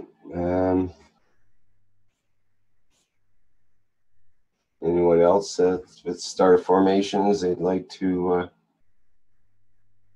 make a comment? Yeah, this is George again from Australia. Amino acid is like a star formation. Again, from to the previous comments, so base should be as a not only base. The four reactors should be like amino acid formation, I would say. So top one is a hydrogen, and bottom ones are the oxygen, carbon, and nitrogen, but in a hydrogen the tritium level. So tritium in a oxygen and nitrogen, and the third one is carbon level. So all those different containers should be in different sizes, which makes in different strengths, and they would start interacting to each other. That is my understanding at this stage.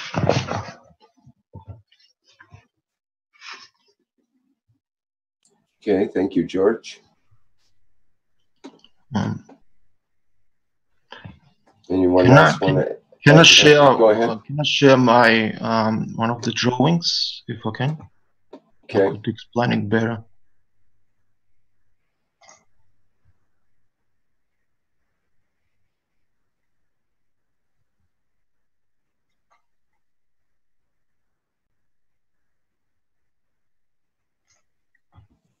Okay.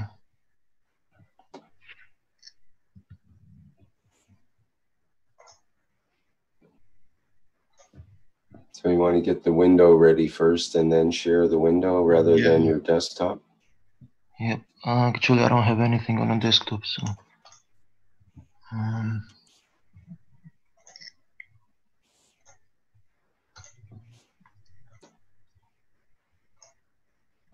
you see it?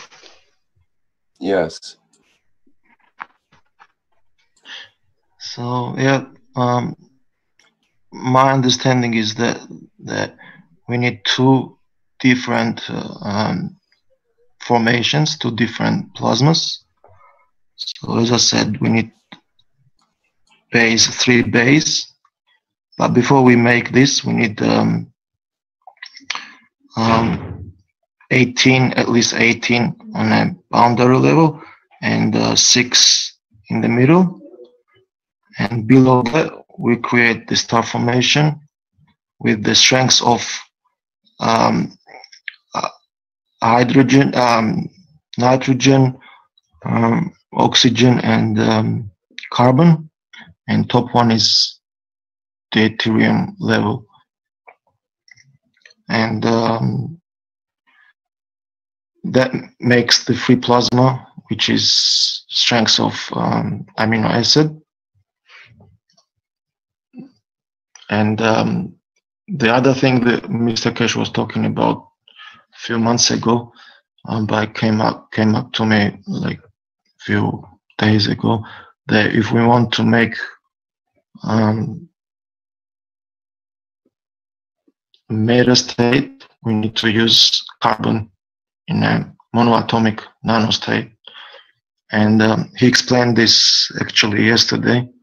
I don't know if anybody understood, but when we trying to create tritium out of CH, we divide CH3 in carbon and hydrogen. So the thing is that we use the carbon monoatomic nanostate, which gets extracted from the CH3, and we use it as a second meta with the hydrogen,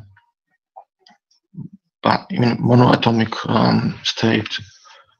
So I drew something here, if you can see it. So in each reactor on a boundary, we have in the middle carbon in nanostate. A second layer is hydrogen, and 6 reactors in the middle is opposite. So you have a flow from boundary into the center. And if you want to connect yourself to that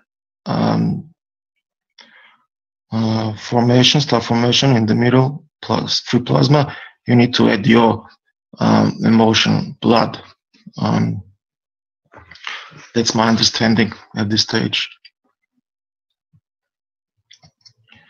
Any comments?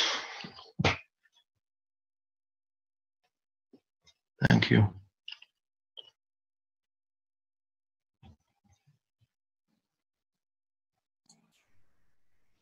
Thank you for sharing with us, George. Thank you.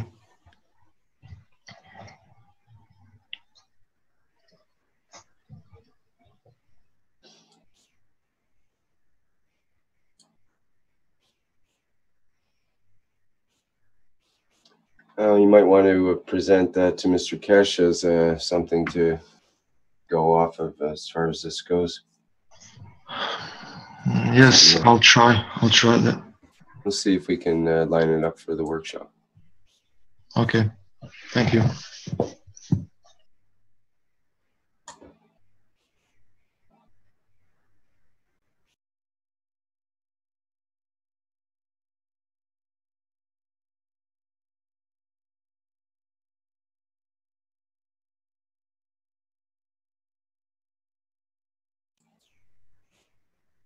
Okay, more comments? Another topic to introduce, perhaps?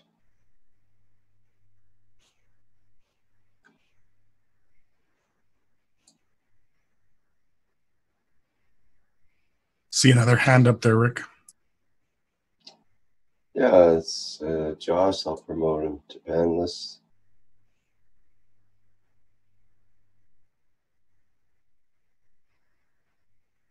Go ahead, Josh. You can unmute there now.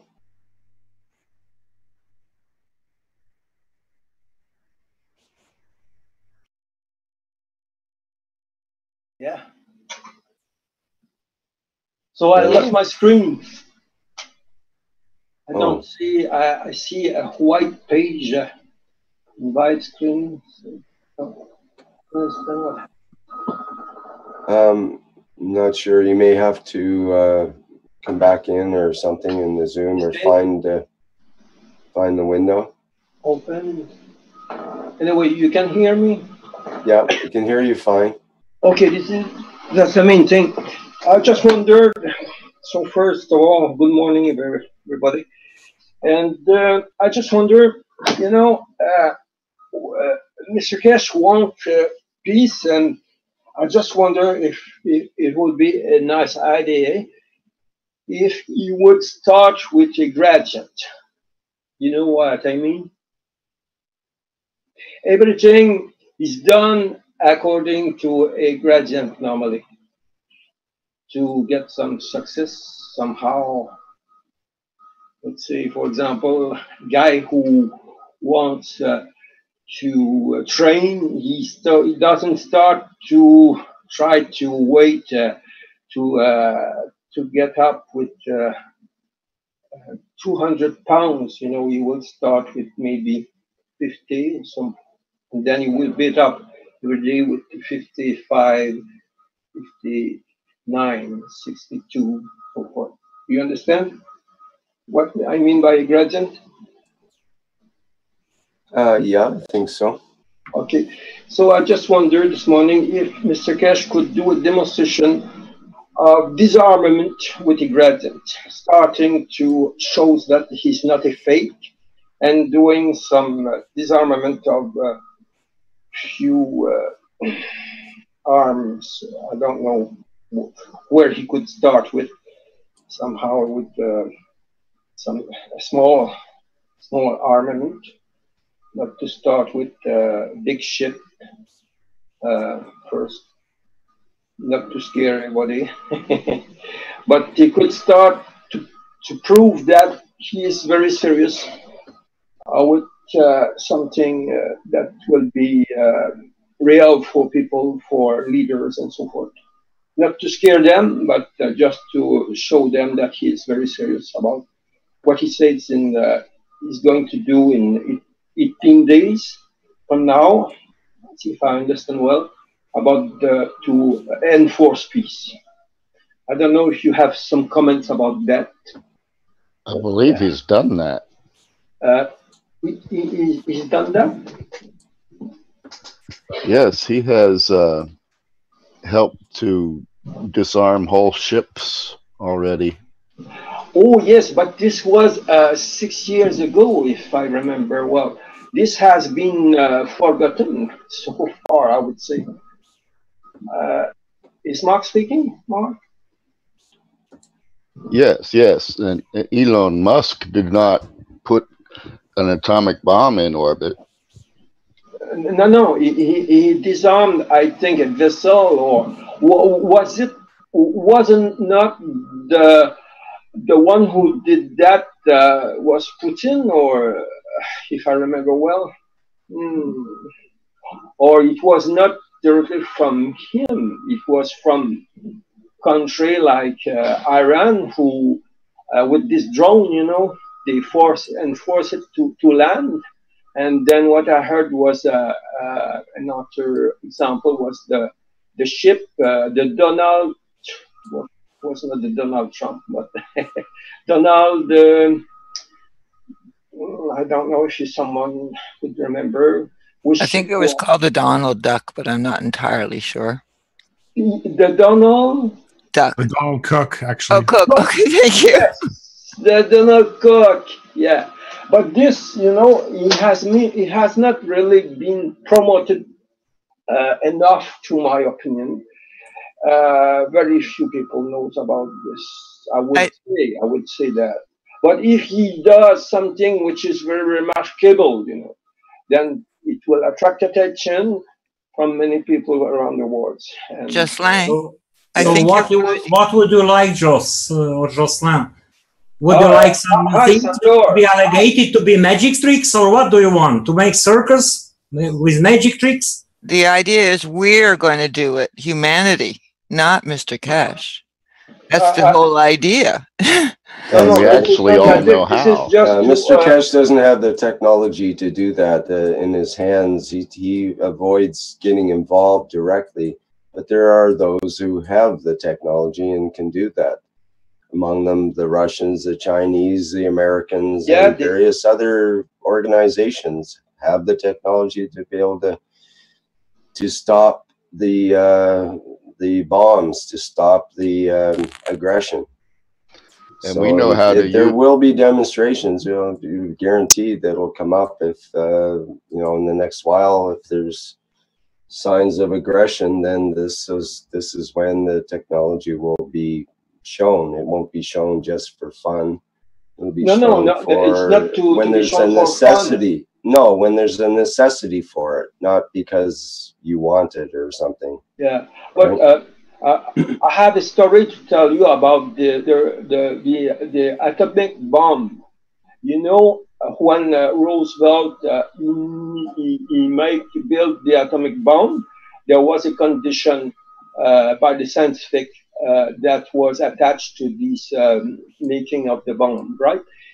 They wanted to do in a desert in Mexico, I think, to the Japanese the power of this atomic bomb. Yeah, and this gradient has not been done because Roosevelt just decided that no, we won't do any demonstration of our strength, and then they sent the bomb directly to Hiroshima, and it was a very big mistake. This is just, if it had been demonstrated the strength of the United States at the moment in the desert with showing an atomic bomb exploding and with all the strength of it, the Japanese would have done a rendition to the war straight up. This is just what How I do you know that? about. How do you know that? We don't know that. It's hard to say. It's all that's history, and it's gone under the table. I don't know if we can actually say that would. I know occur. a lot of things, Rick. Okay, well, you're going to change history and make it all different.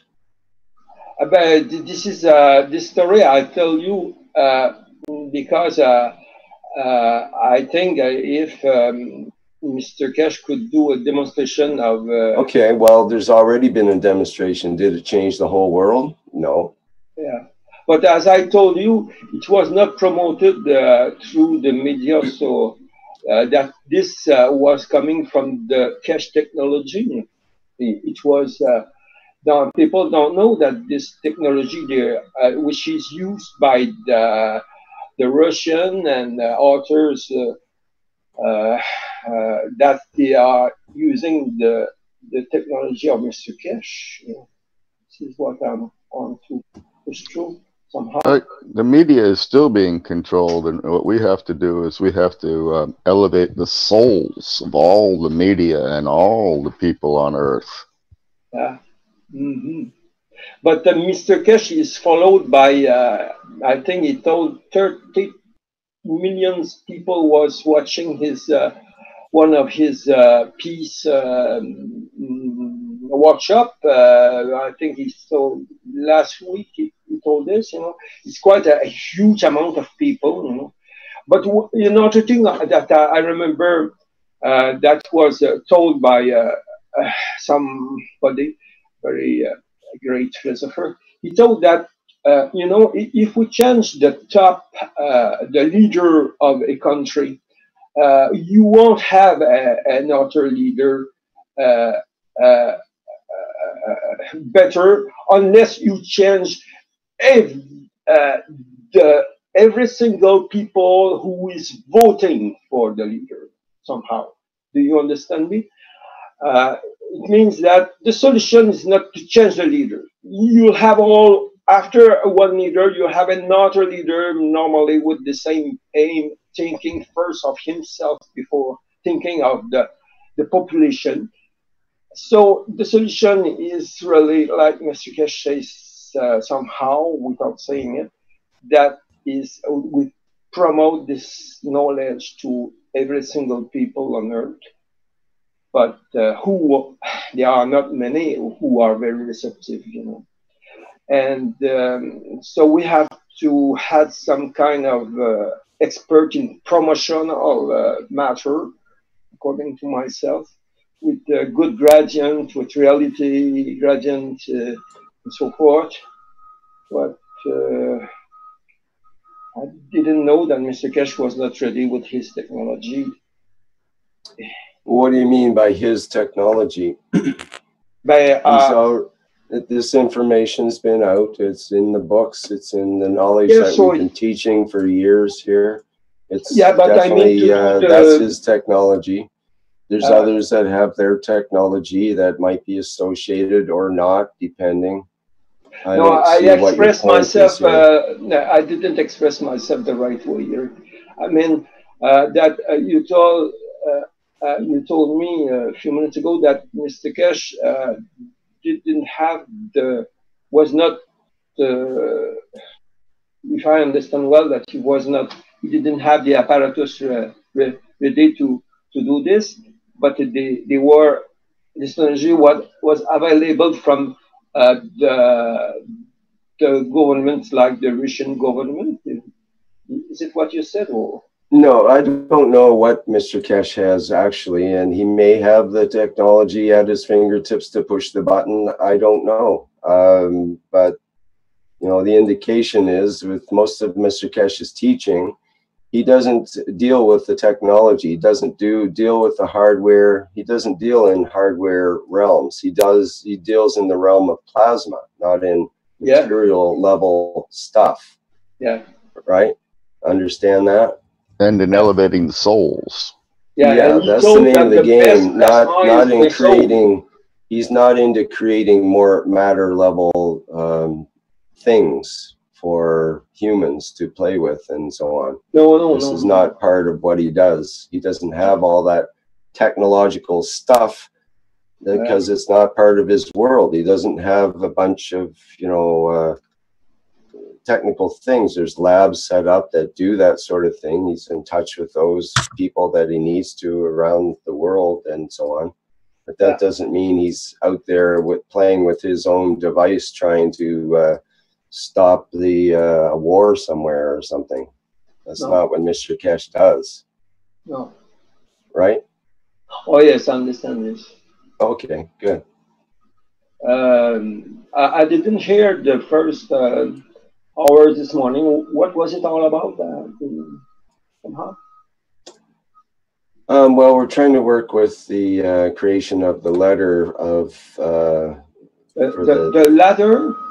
The letter of the blueprint for peace for humanity. The letter that we send to the leaders of the world, and we're still waiting to hear back. The letter's being worked on in the background to straighten out a few details on it, and we hope to have it released here in sometime in the next minutes or hour or so, and that way people can use that letter and modify it to send it off to their particular leader of their country and get it off to them as soon as possible. So that's what we're trying to focus on, but we've also talked about some other topics like the MagRev configuration, this Starship configuration of MagRevs and this kind of thing. Yeah. For example, if we could raise the level of the soul or consciousness of the Israeli president, we would be able to probably raise anyone's level of knowledge about how important and achievable peace is right now. Yeah, but that's something that was mentioned by Mr. Keshe in the last workshop, I believe. Yeah. Yeah. Regarding the leaders, I just remember another thing also that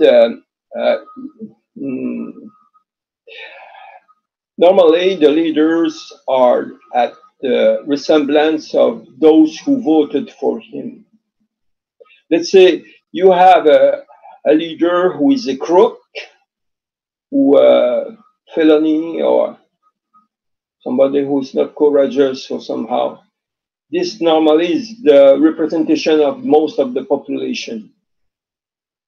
So if you had a population very courageous, you would have a leader courageous. For most of the courageous will vote for the most courageous representative. So normally, if you have a crook at the head of a country, it represents most of the population. Because let's say you are a crook, right? And you want to operate as a crook, so you will elect a crook as a leader, because a crook will understand the crook and will pass laws for the crooks. This is how I see this for the moment. But we have some leaders. We had some leaders who might not really be crook, but look at the population. Jocelyn, I'm not sure how. What's the Jocelyn, point? yeah, what is the point here? What's your point here, Joss? You're losing me totally. I want the leaders to prove they are not at the image of. Well, we're not here to prove the leaders aren't. Yeah, we're here to give to the leaders and to encourage them to sign the peace treaty. Is the whole idea. We're here to elevate their souls. We're not here to cast blame. We are all done terrible things in many aspects of our lives, not even realizing we were hurting another. And anytime we harm anyone, we are not having good conduct. That's why I question what you're doing right now. But together, as a team, including you and all of humanity, we are working to evolve all souls, especially the leaders, but all souls in that, all beings. So coming here and, talking about our past, yes, we have a lot to learn from the past, and that's why we are gathering in as many numbers, in as many worlds as possible to evoke the energy. But your energy is not one of peace coming in here. That's my feeling, and that's a judgment, so I do apologize. But I would like to ask you, Jocelyn, to come in with peace in your heart. Yes, I understand, but may I say something to my defense, please? Certainly, if you felt attacked, I'm sorry. Okay, I don't remember your name. It's Libby. Mais je suis québécoise, alors. Anyways. Oh, you are québécoise. Okay, so you understand French? I do, but this is English right now, so it's all good. Yes, we're talking English now, right? Okay. So, Debbie, I remember a story told, and it was confirmed by a friend of mine who studied at the university about politics and so forth. And in the past, it has been observed that in the Roman Empire, when they have an empire who was very keen, very good with his population, he wouldn't last more than maybe not even a year. And when they had a leader who was very somehow nasty, he would last for 20, 25 years. This is just to say that our intentions are good, right? But we have to defend ourselves also. This is not easy to do a good adjustment. We have to mix wisdom with strength. And this is what I meant somehow when I talked about to do a demonstration of the strength of the knowledge we have, because people, if they do not take us seriously and they do a mock-up of the technology of Mr. Keshe or whatever, how could they know that we can achieve such a things, and that with this technology we can abolish the many misery like missing food, malady, illnesses, and so forth. Maybe I do not make me understand well. No, you don't make sense, because we have already demonstrated those things. We've demonstrated healing, we've demonstrated food, we've demonstrated energy, and so on. So what is the solution? And as you say, though, you're both right in that I do not understand. You are three people talking at the same time. I think one at a time, please. What is the solution?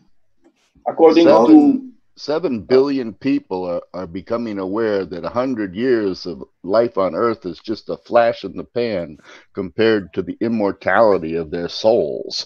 And if these 7 billion people, like you say, have the strength, then there's no leader that can dominate.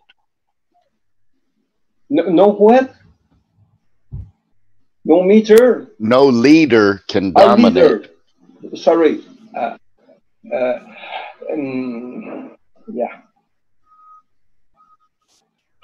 So yeah, the other thing, the solution is to continue with education of the people of Earth in all of our different ways to promote. That's great. Our it's links the first to step. Promote.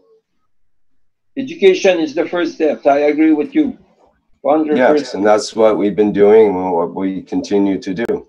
Yeah, but I think that with these 2 sessions of 3 hours a day, it's like 6 hours. We have an expression in French which says, attention de ne pas noyer le poisson. I don't know if DB could translate. Don't drown the fish. Excuse me, sir. Excuse me. If I may interrupt you, I don't know your name. You're from the... Your name is, please? Jocelyn. Bonsoir, monsieur. Bonsoir, Madame Rosa. There is a problem because you trying to pack in this days of the two times 3 hours teaching. We are already teaching for 3 or 4 years now, Rick. How long are we teaching? How much? Probably 4 years or so, yeah. 4 years. 4 years. Everything has been registered, recorded. Yes. On video. Transcribing is stepping up very heavy. Yes, You cannot. I have you cannot move some of them also. You cannot move the whole world in one day. It is already a starting process of 4 years, day in, day out, and the numbers are growing. And the more people that we can reach that can feel their heart is drawn into this, whatever we are teaching on any kind of level, if it is agriculture, it's medical, you will carry it out as a teacher from your heart. You cannot possess everything in one go. You will go in the direction and develop in the direction you are attracted to and that you can develop the most. So you will become a beautiful teacher in the field that is attracting you to carry it on and passing it on. Mankind has the solution through the knowledge, as we have explained many times. We have dispersed the GANs everywhere on this planet. I can say worldwide, people have been spraying, pouring in the seas, in the rivers, personal. Yes. Now, you can imagine how many thousands and thousands of magraphs are in position in people's houses again around this planet. There are thousands and thousands of star formations in position.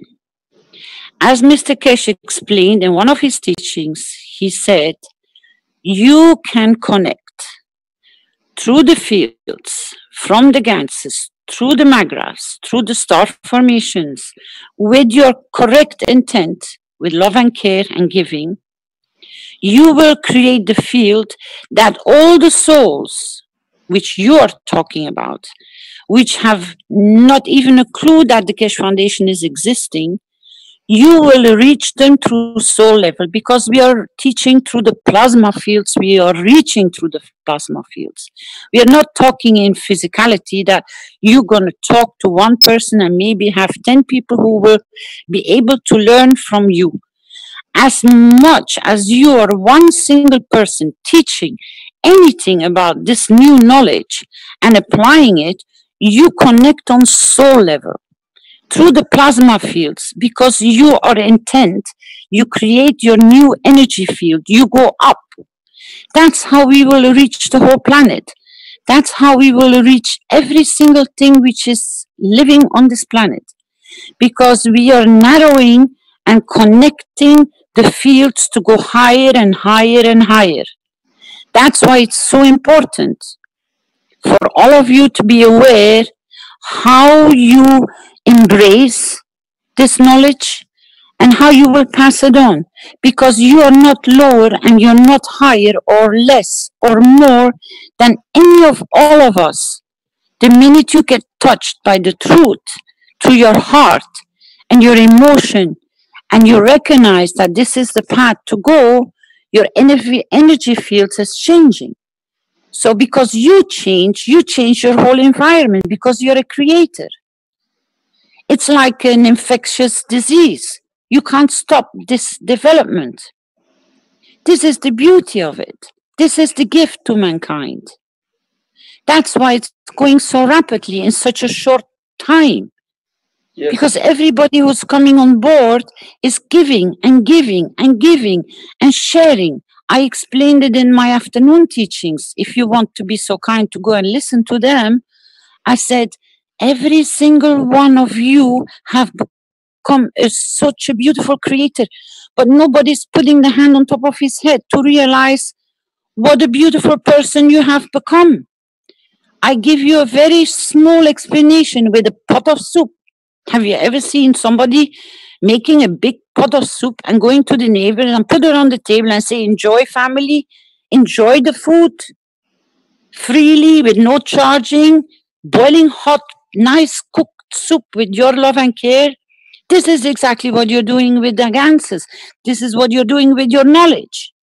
You're giving so freely.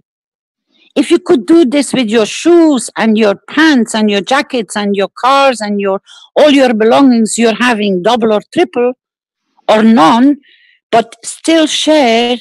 This is the secret in giving. This is the beauty in this, to learn to give freely. You all have become, because you're knowledge seekers, you become free givers. You don't charge for explaining to somebody, you know, you can use this for this and you can apply it for this. You're teaching freely. Nobody is realizing how much, when you came in touch with this knowledge, how much you changed yourself, let alone talking to nobody else. You elevate yourself because you recognize there is something in it. And it makes you to feel so good. And you're so tempted to go and give more, to receive more. That's why you're here. To receive more, because the minute this class closes, you will give more. Because you receive more to share more. But don't forget, Mr. Keshe keeps on saying, we are working in plasma fields. You become a creator and you beam your energy out. Not only because you can talk and you can share, it changes you in your core. Because you get touched, you create, you get touched by the Ganses, they influence you, they change you. So you will reach every single person. But you need to create the wave of the intent, which we are all doing here already for days, non-stop. We will reach, we will go. But it's the intent of creating the fields of the plasma that it can beam out more to reach more. Not in physicality. As we explained this morning, it's the souls which first decide the path of the physicality. And it's the physicality who then carries it out in the physicality. Yeah. Caroline, may I interrupt you, please? Yes. Yes, you can. I just wonder, what is the idea behind making about 6 hours of meeting when people are very busy, and you know, I have so many difficulty to trying to catch up to listen all these 6 hours a day. This is what I meant by to drown the fish, because in 6 hours we may have from Mr. Keshe, your husband, a very good enlightenment in teaching for maybe an hour and a half. I don't know exactly. And the rest of this time I'm using to listening all this. This is not very helpful. Most. You think? Well, Joss, I think you got better things to do with your life than world peace. Perhaps you got more important things to do right now. And we are in this meeting because we are truly believing in this right now. Rick, he doesn't understand. He doesn't, excuse me, you don't understand. I'm trying to explain to you. You are in the classes or you're not in the classes. Your soul receives the knowledge. That's the beauty of the whole thing. You don't need to be in the classes. The more you are, the nicer and the better it is. But if you skip classes or you can't because you're busy, you're working, you're not left out. Your soul elevates because of we are there present for you. That's what is the beauty. That's what I was trying to explain to you. You're not missing anything out.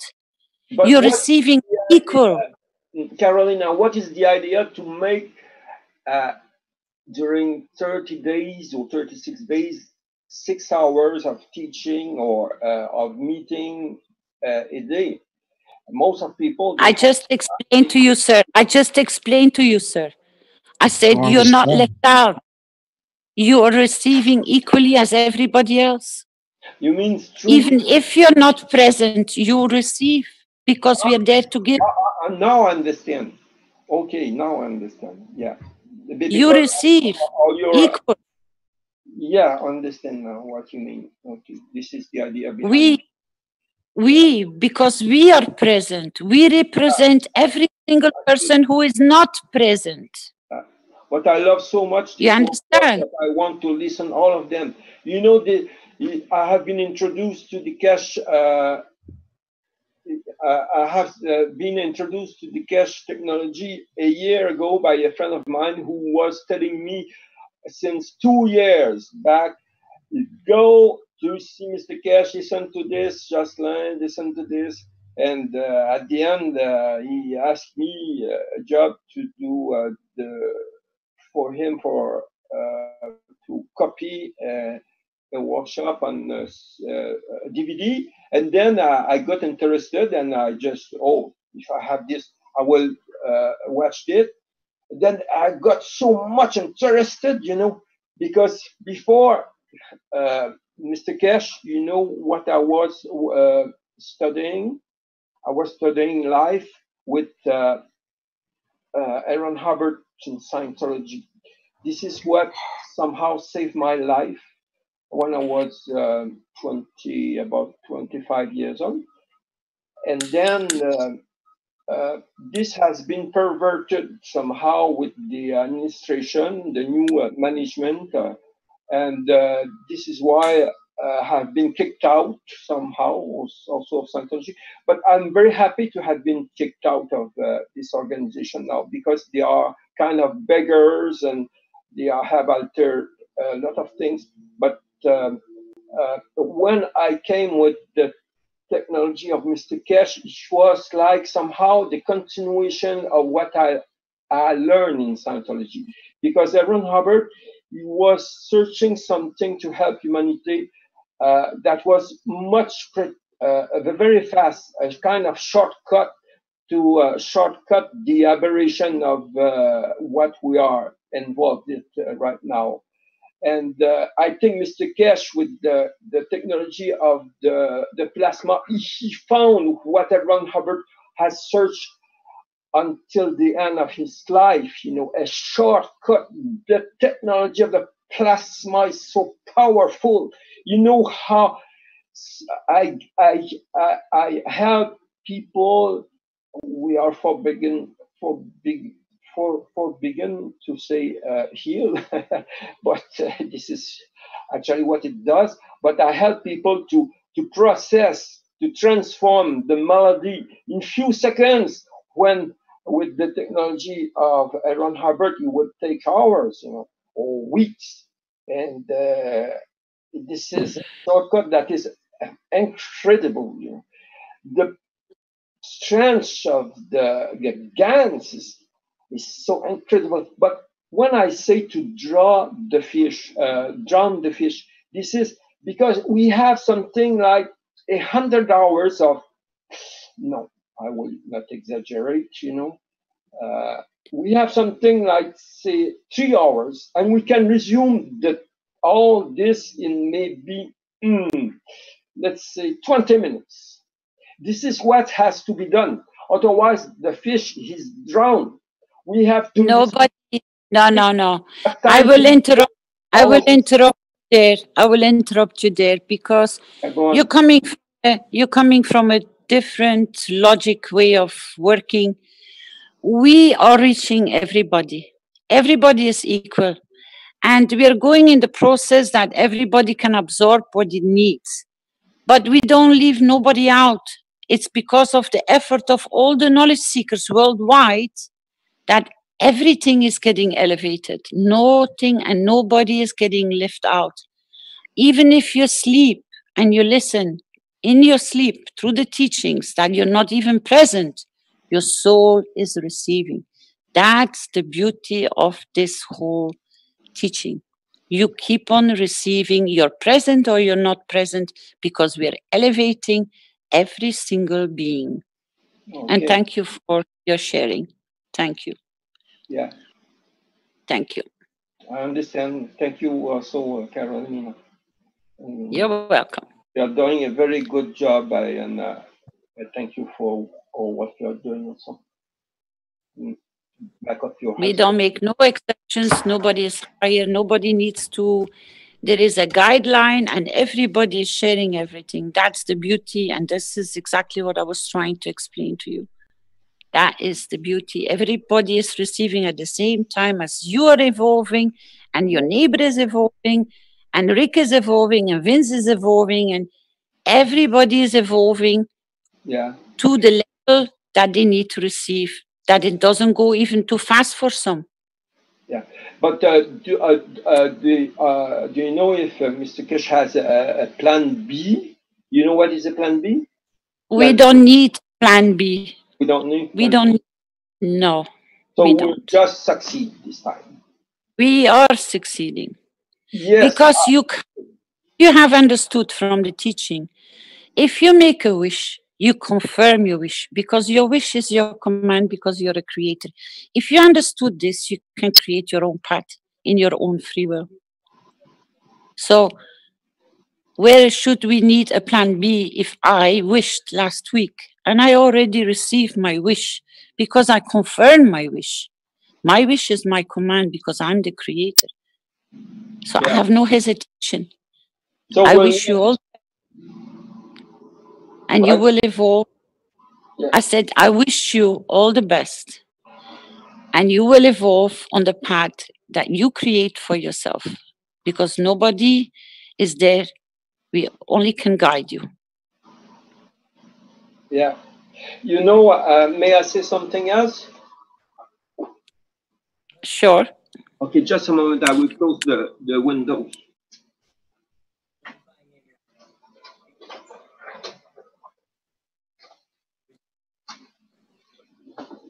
Okay. I remember last week there was a bloke from Germany. I think he went to the workshop to say to Mr. Keshe that he has not done a good prediction when he said that the two hemispheres of the North and South America will break down, right? And I was so happy this did not happen. For I was telling this to my friends also, and when it had not happened, Mr. Keshe has somehow lost credibility, not to myself. Oh, no. I'm trusting Mr. Keshe 100%, 100% hours a day. but the other blokes who knew about this, they want somehow to make fun out of me, you know, because this had not happened. Do you know what I tell them when they want to make fun out of me?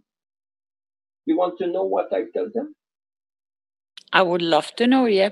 Yeah, I tell them because Mr. Keshe taught me how to pray that this won't happen.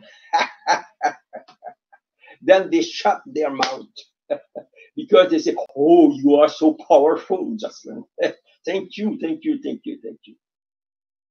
I say them. That's exactly what I explained to you. You create your own path. Yeah, and we are changing the future, each one of us. This is why this has not yet happened. It doesn't mean it won't happen. It's in the normal course of the evolution of planet that this happened. But we can somehow, my intention was that it won't happen because I wanted to listen all this workshop. I had not had time, you know. And if this would have happened, it would have created such a bloody mayhem, you know, that I would not have time to catch up with all this. So I was so happy, you know, this. So I give you a good solution for that problem is when you go to sleep, just put the teaching on and go to sleep with the headphone. You will receive whatever you need. You won't miss anything, and you will be able to catch up quite fast. Oh, that's a good idea. I didn't talk of this. I would get a headphone with a long string because I have not to disturb anybody in my surrounding. Good idea. Thank you very much.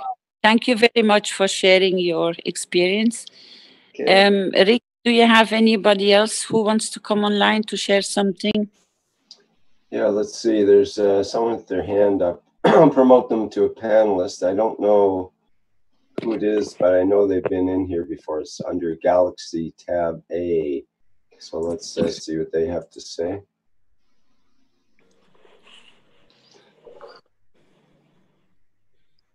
Hello, Galaxy, who are you and what would you like to say? If you can unmute your microphone. Hello, Galaxy, come in.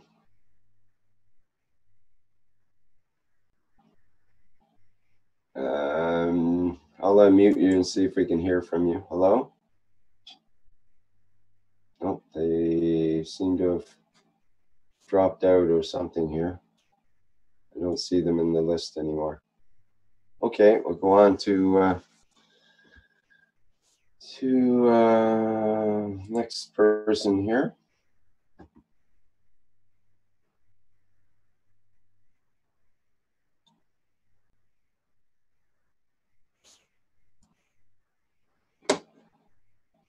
Okay, do we have any questions or comments from the panelists?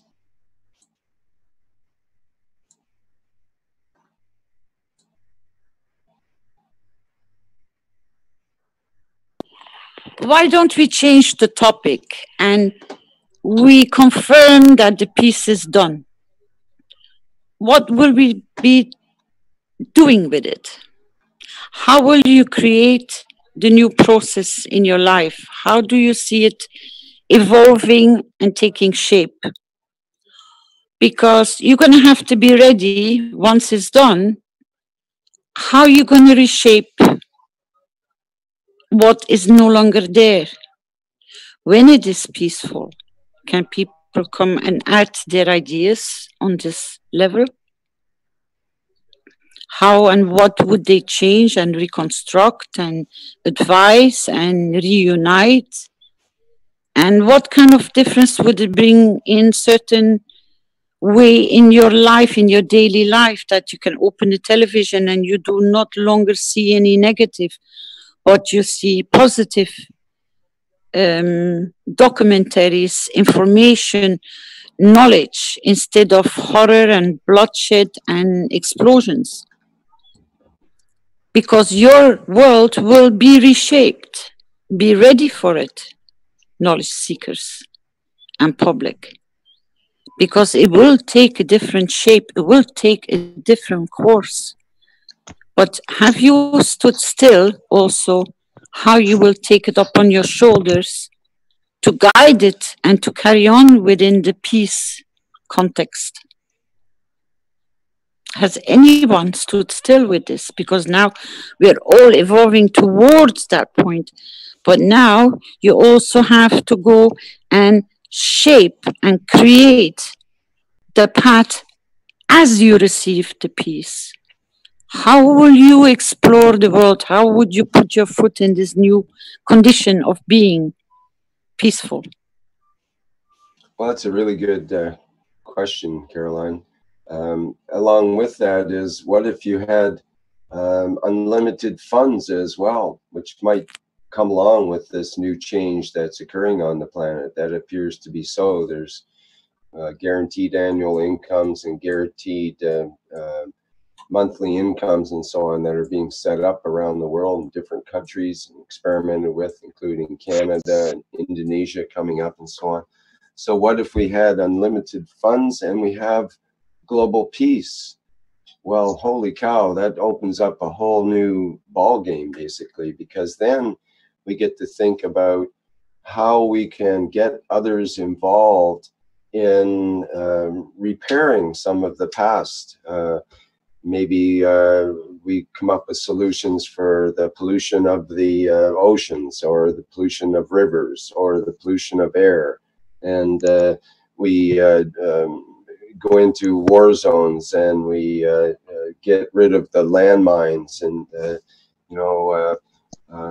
make sure the arms are no longer being used, and clean up the hot points in the world where arms are still there but need to be disposed of, let's say.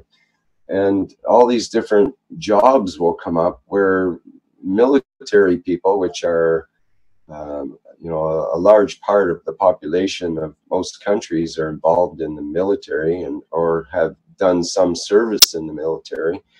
And those kinds of jobs will be transformed into the helping of others' jobs. Instead of defending a country or defending a point of view, it'll be more defending for all the humans on the planet, making sure that people are taken care of if there's any survival situations due to environmental conditions, or everything from storms to floods and all that sort of thing that the military is good at, because they're so well organized and they have the equipment and so on to be able to help people. So if that whole sector gets reorientated, that'll make a huge difference in the way that the world runs and the way we approach things. If we know that the military's there for emergency situations rather than pushing an agenda in some foreign country that we're not even sure what they're doing there, I think that'll make a huge difference, and people will be willing and want to volunteer for those kinds of missions, you could say. Say we took a military ship and reconverted it into cleaning up the plastic in the plastic zones of the ocean, and the ships go out and it's manned by people that are totally enthusiastic for their job. They want nothing more in life than to help clean up the planet. And this will be the new mentality that comes in with this peace movement, is there'll be just lots of volunteers. I mean, we're working into a point in the planet where people are no longer doing a lot of the menial jobs they used to do. And we're going to have a lot of people unemployed in the future because of the loss of work. We have self-driving cars and trucks. They'll be totally taking over within 4 or 5 years, and you won't see any trucks and cars being driven by by people normally. So one of the largest jobs in the world is truck driver. If that job is taken away, there's going to be a lot of unemployed truck drivers. Well, what if they got involved with helping the transfer of food to certain places that doesn't have food now, or to help even out the resources that we do have, so that people have a better distribution and so on. They can help work with things like that rather than just taking things from point A to point B or whatever. They can use their job, the kind of thing that they're good at and they like doing, but do it in a different way that it's more productive for everyone rather than for some corporation. Now, Rick, the way you're talking, have you or anybody else stood still how you are already changing the future fields, the future doors opening up to new horizons? And if you do so, that you already pictured this picture before we even reach, you are already reached your point, because you reshape whatever was, and it's already done, because you're already directing the energy in your creative mind to create the opportunities to facilitate it in your brain. You are already creating all these different paths. Now, if you confirm from this point, before even you reach, that it's done, it will be there by the time through this transition process of. So all of you, as I explained this morning, when I put Naomi and Fabio on the billboard, they received so much. They evolved so fast. You can see it physically happening with Naomi. Now, if you reshape your world in your thoughts, the point, even before you reach the end of the line that you have to jump over, the new world you're already shaping, you're already creating it. Just by feeding it through your intent and the possibilities. Have you imagined, as you just named a few, Rick, what you're already creating on facilities? Because it came through my mind as you were talking about the truck drivers. Send them on the road with full gas station, nano-coating stations. They carry everything with them. They don't even need to get taken off their job for the time being. They can go in a hub and spoke system and take goods from wherever they're produced to the hub and then send them out on the spokes to wherever they're needed, just like the airports do. Yeah, again, a lot of that will be automated and so on with Amazon and their drones and this sort of thing. It'll be automated delivery right to your door within 5 or 10 minutes of all this stuff. But there'll be a necessity then for even faster delivery of the goods that will be more prevalent in our lives. People will want to, have the necessities of life and so on, the food and water, whatever they need in their particular area. And if that needs to be transported, hopefully it would be by a positive positioning device that can move at very high speeds, and it would all be automated so that people get what they need when they need it. But again, that leaves a bunch of people standing around without jobs, really. And jobs are what sort of keep people out of trouble on this planet in a way, because if they're not working, then they inevitably get into trouble. Absolutely, Rick. I think you're on a really good track there, and it's important for us to remember that as we build a future where us as human beings are moving toward living and thriving and loving and experiencing this world instead of just simply surviving, we build a place for everyone as we move forward, and it grows organically. So it's a transitional period, and that's what we're entering into right now is a huge transitional period, and it's important for us to help our brothers and sisters to understand that they don't need to fear the future and fear the fact that they may not have the job that they have right now, because it's really moving into a place that we won't have to have the 40 or 50 hour work week just so you can buy enough food to feed yourself so you can get back to work the next day and take Yes, care of kids. and that's we're moving into a different paradigm now. Excellent. So you're absolutely That's right. right. We're And just going to even facilitate and help our brothers and sisters move into that transition. even world leaders like Elon Musk of the Tesla car company and SpaceX, he's the CEO of both of those companies, the fourth largest car company in the world and the best private space agency.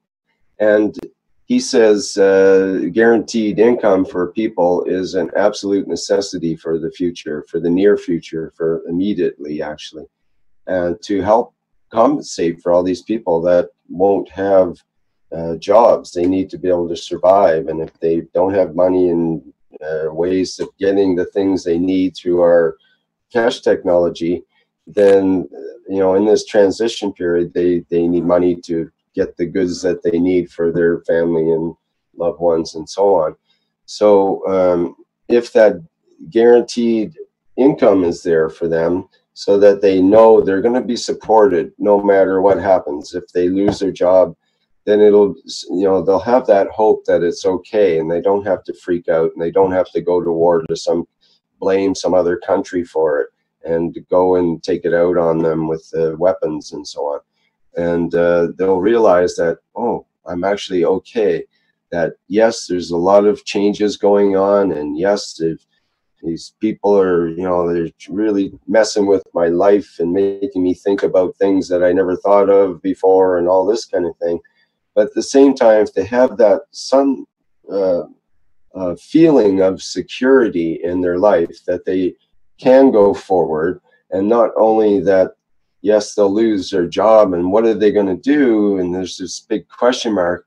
Well, then if their heart is activated and they start to feel others around them, they'll feel the necessity to help those others and to help in some manner, depending on their particular qualifications and their experience and so on. They'll want to help in a certain manner or another.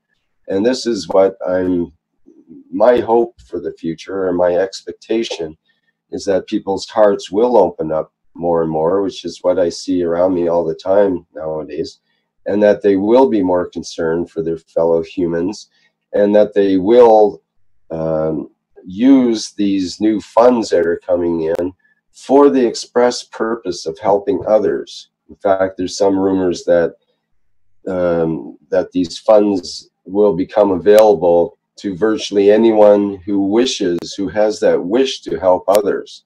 If you can conceive of a project that is for the benefit of humans, then basically you'll be funded to do that project. And what a beautiful world it'll be. There'll be all these projects going on to elevate and help the humans around us. And there won't be any time for war. There won't be any time for thoughts of hurting others.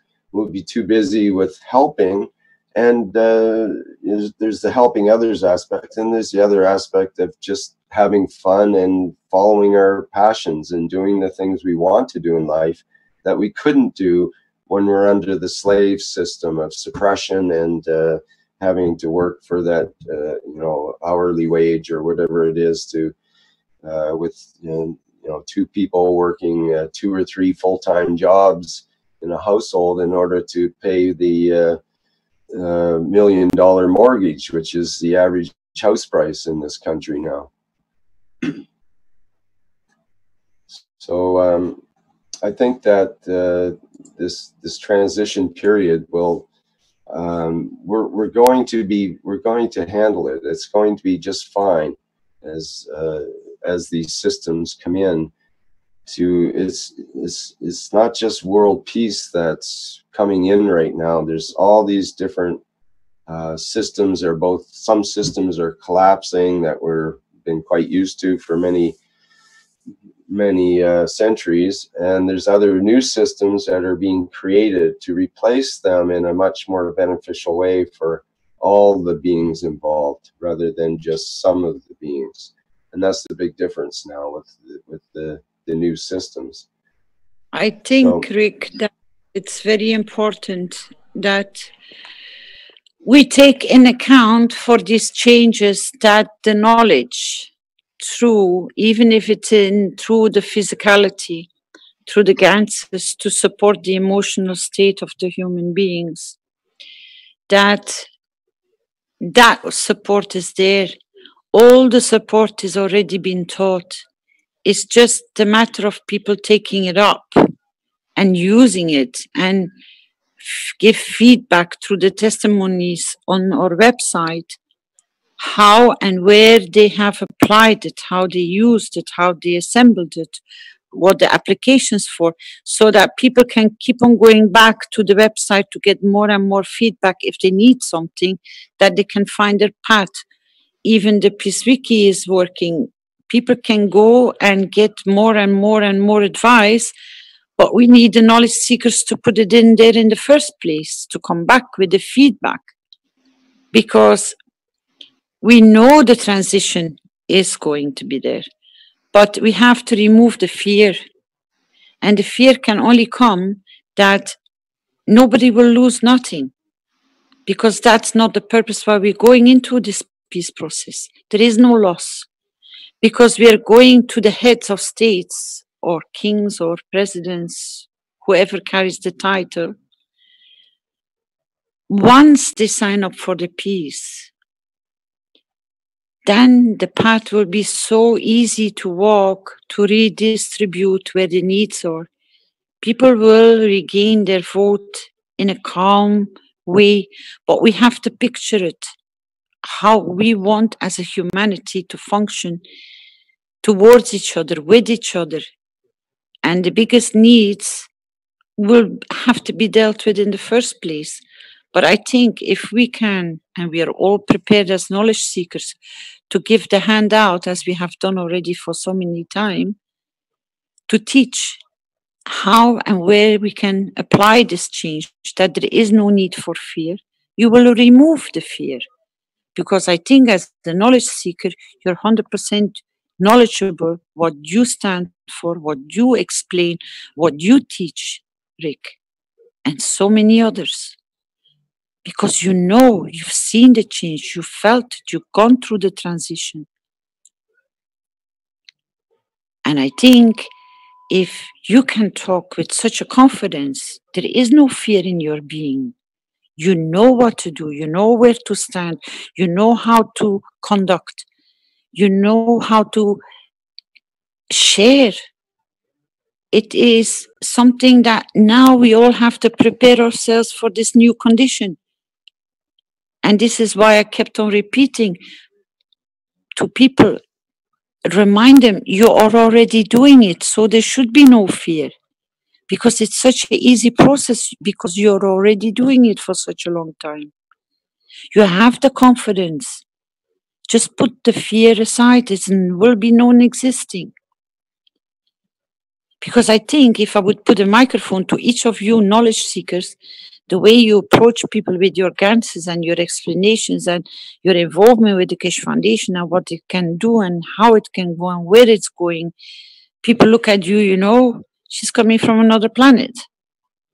But in fact, when they're ripe and they're mature and they're ready and you have elevated them enough, they come on board. This gentleman just 10 minutes ago just confirmed. I was hesitating. A lot of people are hesitating. But somehow the soul is stronger to bring them in. They need time. They need our patience. But your confidence is much more important to remove that fear factor. Because the step is the fear. And once they experience and once they come in contact with the ganses, their life changes. So you already guaranteed of your success of change. Now, when you start making sessions, what we are going to do when the time of the signatures are coming down, that the peace is signed, we're going to have to be ready for the next step. Make it beautiful, people, because you're creating the next path.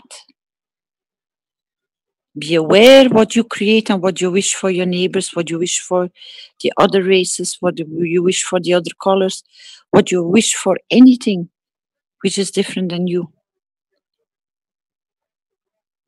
Be aware, the same way as you are embraced the knowledge, now to disperse the knowledge the right way as well. Create the path where you know where you're going to be at your best. You will not be bored. You will not be bored out of your wits. Forget about it. Do you know the damage which I have done on this planet? Now, imagine the amount of time it will take us all to be very busy to reset it all back to normal. You have more than your hands full. You have more than your hands full because you're going to have to send so many teachers out. You're going to have to support with your knowledge. So we will be short of hands. We have 10 billion people alone to teach, to support, to remove the stress from the past. So you're not going to be bored. Forget about it. Maybe the next generation, but by that time, they're accustomed to the new situation and the new environment which now we are creating for them. We are doing this for our children, for our offspring. Yes, Rick? And they'll go on to do wonderful, incredible things that we haven't even dreamed of yet because we haven't been able to free ourselves up enough to get out to think about those things yet. Like we're talking about cleaning up the world, and maybe they'll be talking about, you know, improving it in certain ways that we never even thought of. Once the baseline is cleaned up, then who knows what the possibilities could be. So there will be nobody bored, will they? You're right. And that's one of the worst things that people think of. And, you know, if I'm not a truck driver anymore, what am I going to do with myself? You know, I'd have to stay home with the wife all day and she'll nag me and it'll be terrible, you know, or something. I don't know what people think these days, but, you know, they have to be shown or show themselves that there are alternatives that are wonderful. And yes, you can actually follow your passion and you can apply that to help others and so on and so forth. And I think we'll have a wonderful, beautiful planet to make into more of a playground than it is, instead of a battleground. So that's important, I think. I'm thinking we should either end the session here or get the document up. I'm not sure if the document, Flint says, I have a message here, the document probably won't be ready until tomorrow or Thursday. Well, let's try to focus on having it ready tomorrow, because I think Thursday is going to be too late. Should try to keep on with pressing a bit more of a schedule here to so we can get the letter actually out to the leaders of the world. So let's try to put pressure, a little bit of pressure on the teams involved to get the letter ready to put out to the public for tomorrow, let's say. Is there any other? That was what from Flandy says. Now that was a guess, not a confirmation. So if there's any other information on that, could we get that out? Sorry, Caroline, you're going to say something? No, I was about to ask the same question as you, Rick. Okay. How far is the status of the letter? How much still needs to be done? It looks like there's the edits that are done, so I'm just doing my side of things to be able to get the link to everybody. Can we continue the teaching until that's complete? Yes, I think we can't close down. I think we have to carry on till the letter is there. Okay. What do you got on How the much EPA time do you need? afterwards? Yeah, how much time do you need, you think? You have an idea? Not that long, but I'll say half an hour to be safe. Oh, that's great. Eric, we can still creating our new path. Shall we carry on with creating? Look how quick our wish got granted there. Yay! Good work. Yeah, we can imagine we can create the new Patrick. You're a full blast teacher, so come on. Well, what other aspects could we touch on here as terms of how we envision the future? What about our children? How are we going to teach them the new path? Start with the children. First, let's. I can segue with what she said.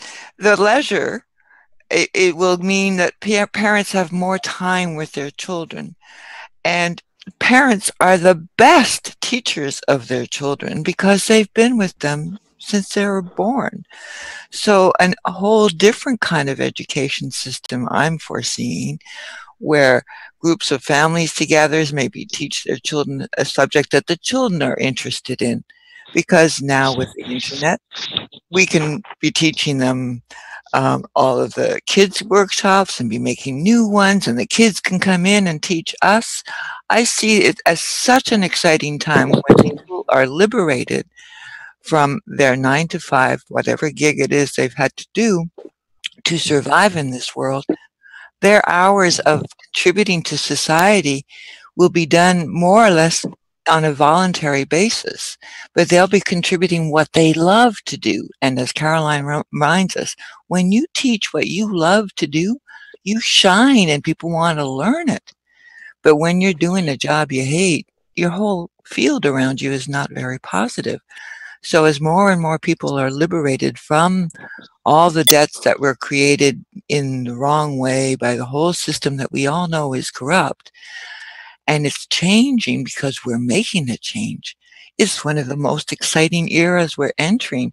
When I was studying, I was getting a degree in recreation and leisure, and the year 2000 was supposed to be the year of the entrance of leisure. It was going to be the age of leisure. And that's actually what's unfolding. It's just quite a few years later now, but it's so exciting for me to see this. It's just all the seeds that have been planted over the years and now further extenuated by Mr. Keshe's work and all the knowledge seekers. We're blossoming. It is a most exciting time, and that would be the message I would give people I'm encountering. Yeah, that's a good point, Libby, that in the past we were told, and in the far past, I'm talking about, I'm an old timer, so when I say the past, I mean the past. In the past, we were told this idea that that there'll be less and less numbers of hours that we'll have to work every week, more and more leisure time, and so on and so forth. We're working toward a 20-hour work week instead of a 40-hour work week, and so on. But instead, in the last 2 or 3 decades, it's actually gone the opposite. Instead of a lesser work week, people are working more hours, and they often have 2 jobs, and there's often both spouses in the family are working, and often full time. And often the kids are working too to try to keep the whole family going. So something went totally astray and in the opposite direction compared to the vision of that earlier time, which, you know, if you would have extrapolated all the data from that time, that's what it looked like, is the hours should be decreasing, the amount of money people make would increase, and the automation takes over the jobs that humans don't want to do, and so it gives more leisure time and so on. Instead, we have even more people working, and our economies are based on people working. If not enough people are working, then the whole economical base for your gross domestic product and so on is falls apart. It doesn't work anymore. So now we have a different time, though. It's a different time and place now, where that that leisure time mentality can now kick in a different kind of way, in that it's as people become more self-motivated rather than having the motivation directed to them, then we're able to act as independent entities and take our choices and responsibilities onto ourselves and go out there and create good things, basically. And that we didn't have the opportunity before. The systems were too strong around us to allow that kind of freedom for most people, so they weren't able to just to enact that dream. But now Yeah. I see a whole different situation. Go ahead. Yeah. I was just going to add that when we have that freedom, then you have that freedom to contribute, because when you're trying to make do on very little and have kids to raise and do, you don't have time to volunteer. But when you have all the time in the world and you're a happy being, that's all you want to do. You want to share. Yeah. So our whole world is changing, and I'm just so delighted to be here and watch it and be part of the unfolding of it. Thank you so much, Rick, for what you're doing, and Caroline and everybody. We are doing this. It's happening. We are doing it. That's right. Okay, what else about that? What are other... okay, here's something that's come up. There's something in the chat here that's come up, and it's got to do with something that could come up in the world here. We've got all these weapons out in the world, right? We've got, I think there's 2 or 3 guns for every person in the world right now. So we got more than enough weapons out there. And what if this peace just starts flowing over the planet? We got all these guns that aren't really needed anymore. And I mean, some of them might still be needed for certain tasks or whatever, but generally speaking, the guns that are used to hurt others will no longer be used. So what will we do with all these guns? And this is something that someone in the chat, Peggy, mentions that she doesn't know what to do with the guns that her father was a police officer, so he had all these firearms left over when he passed away, and she inherited them, doesn't want to use them. So what does she do with them? And the suggestion that comes to me is what Mr. Keshe mentioned. He was involved in the transaction where they exchanged weapons and used the weapons to actually be as part of the basis to make pianos. And so I'm thinking, well, if you have these guns, they have high quality metals in them, and different parts of the firearm and so on might be useful for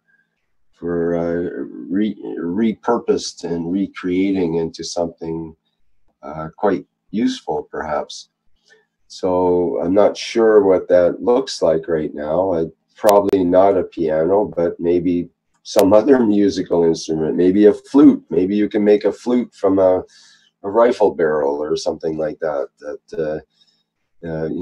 Start a new band, the Peace Corps band, and use all instruments made from weapons.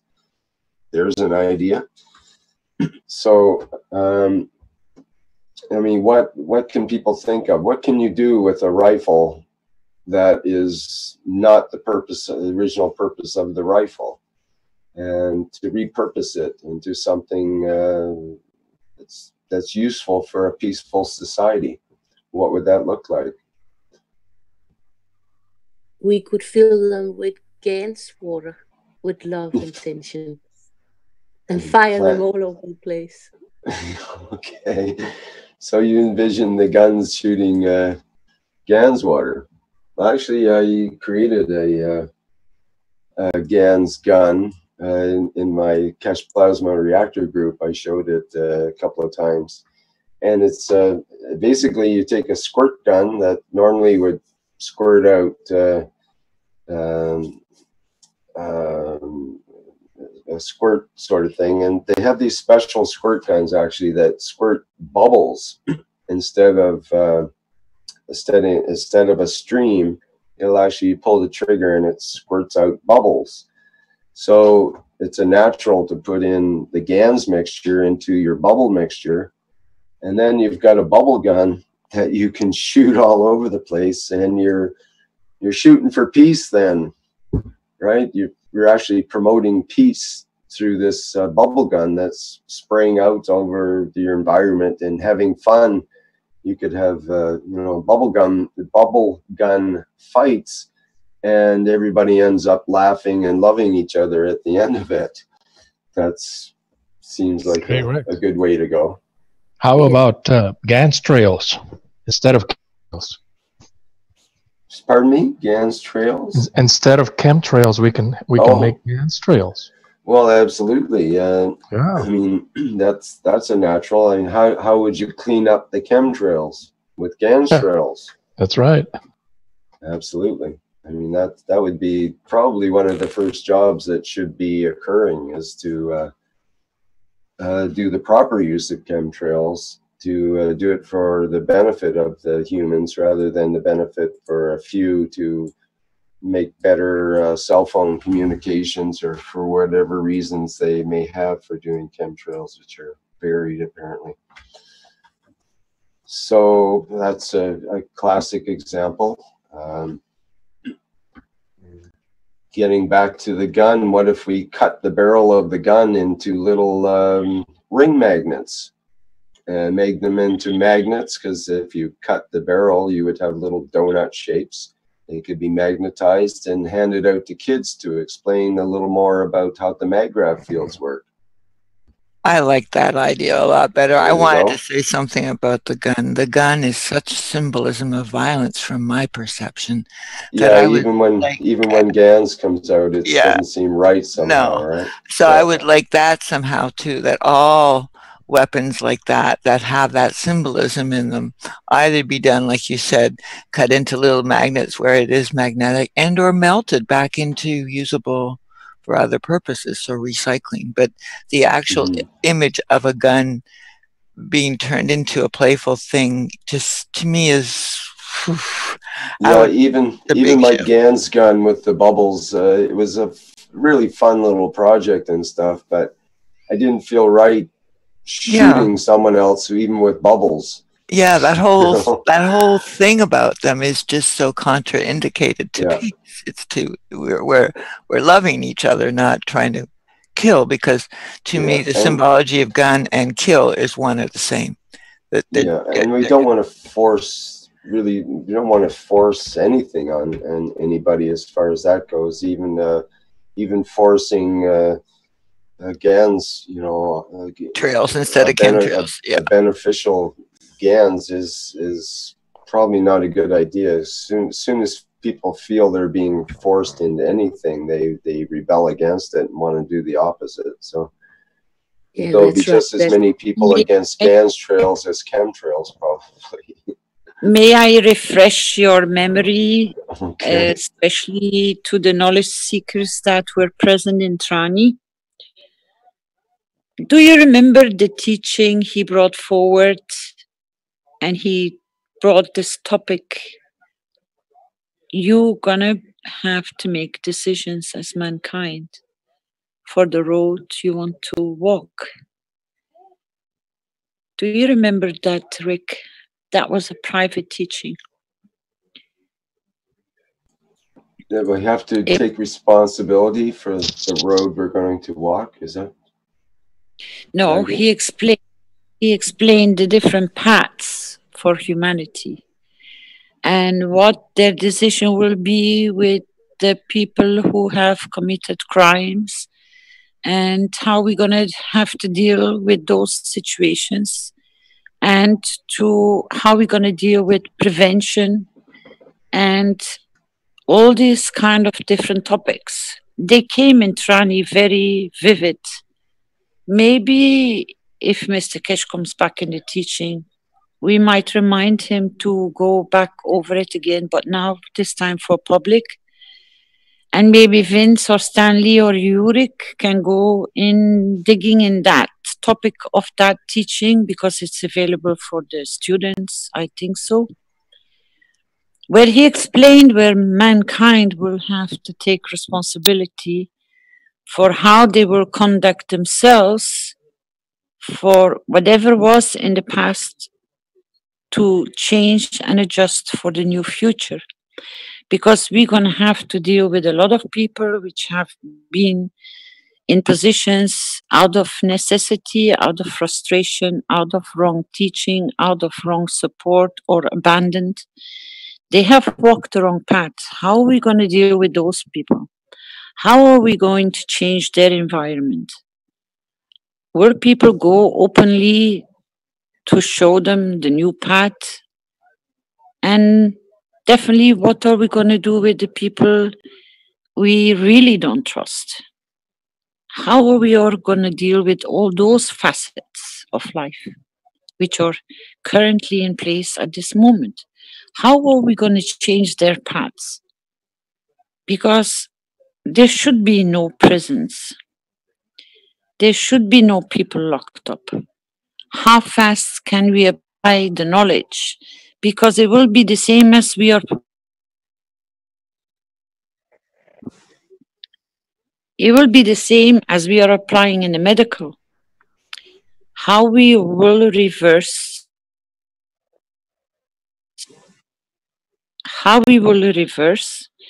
and how we will apply the knowledge to bring them back among us and in the society and to prevent further damage going in that way.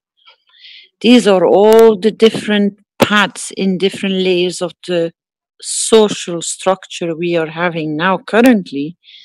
We're going to have to create new path for that too. Not only the poverty, not only starvation, not only abuse, not only restriction, not only racism.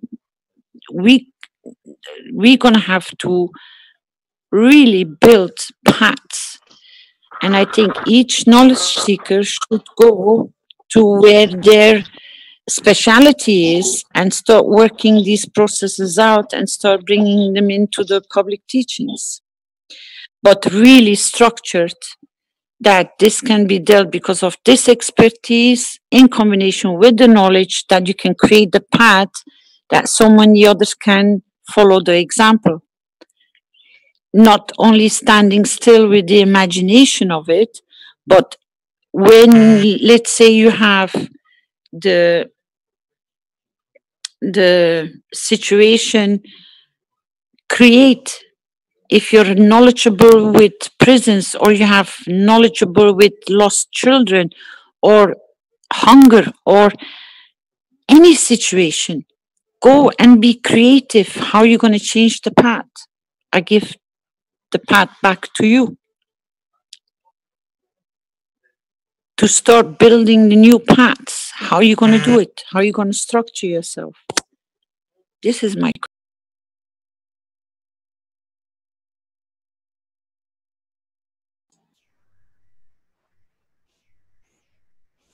Okay, well, this is a good question. Getting back to the firearm thing, well, another idea that's just come up, Peggy mentions wind chimes. You can make wind chimes out of the firearms. That's not a bad idea.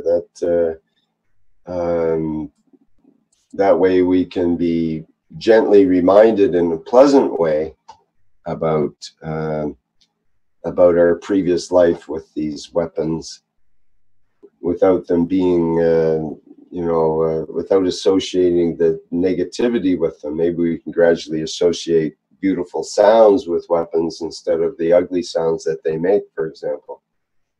But it will take time, I think, is one of the keys.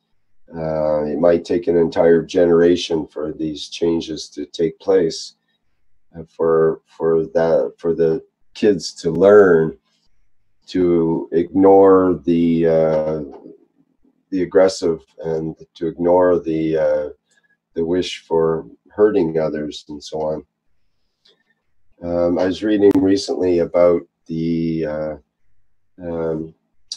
in South America, the original tribes in South America, even before the ones discovered by, so-called discovered by Christopher Columbus and so on. The original tribes, they say they had no crime, essentially. They had no prisons. They had even no words for hurting others and so on. Even though they had still their defense from tribe to tribe, and had intertribal issues and so on, they, within their tribes and within the whole structure, they had certain ethics that included, not hurting others, not stealing. Actually, the number one item in their culture was to not lie. Everyone was taught at a very young age to not lie. Lying was the number one thing that you could not do. And by just having that aspect, I think this was in the Mayan culture that they incorporated this. So not lying was number one, and from the not lying, that enabled the whole bunch of other ethical, choices to be made. So there's no stealing, because if you can't lie, then it's hard to steal and hide stuff from people and so on. I mean, you could steal, but then you'd have to admit it right away. You'd have to give up what you took right away, because you'd have to be totally honest about everything. So it doesn't work. Certain, to hurt others and to cause mayhem in other ways just doesn't work if you're in a society that you're forced to, not forced, but it's natural to be completely open and honest all the time. And of course, that was their downfall when they met the Europeans, because the Europeans just wanted to have their way, and the others had no resistance against that, because they didn't know what it was like to be forced to have certain things forced on them that they had no concept of. They didn't have the words to describe being in that situation.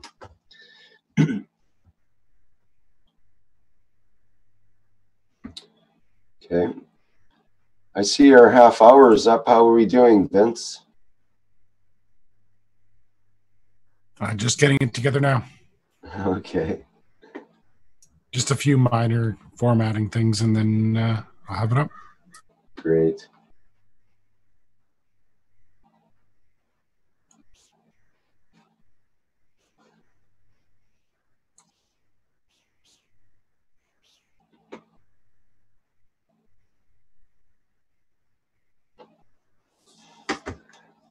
Okay, any other comments?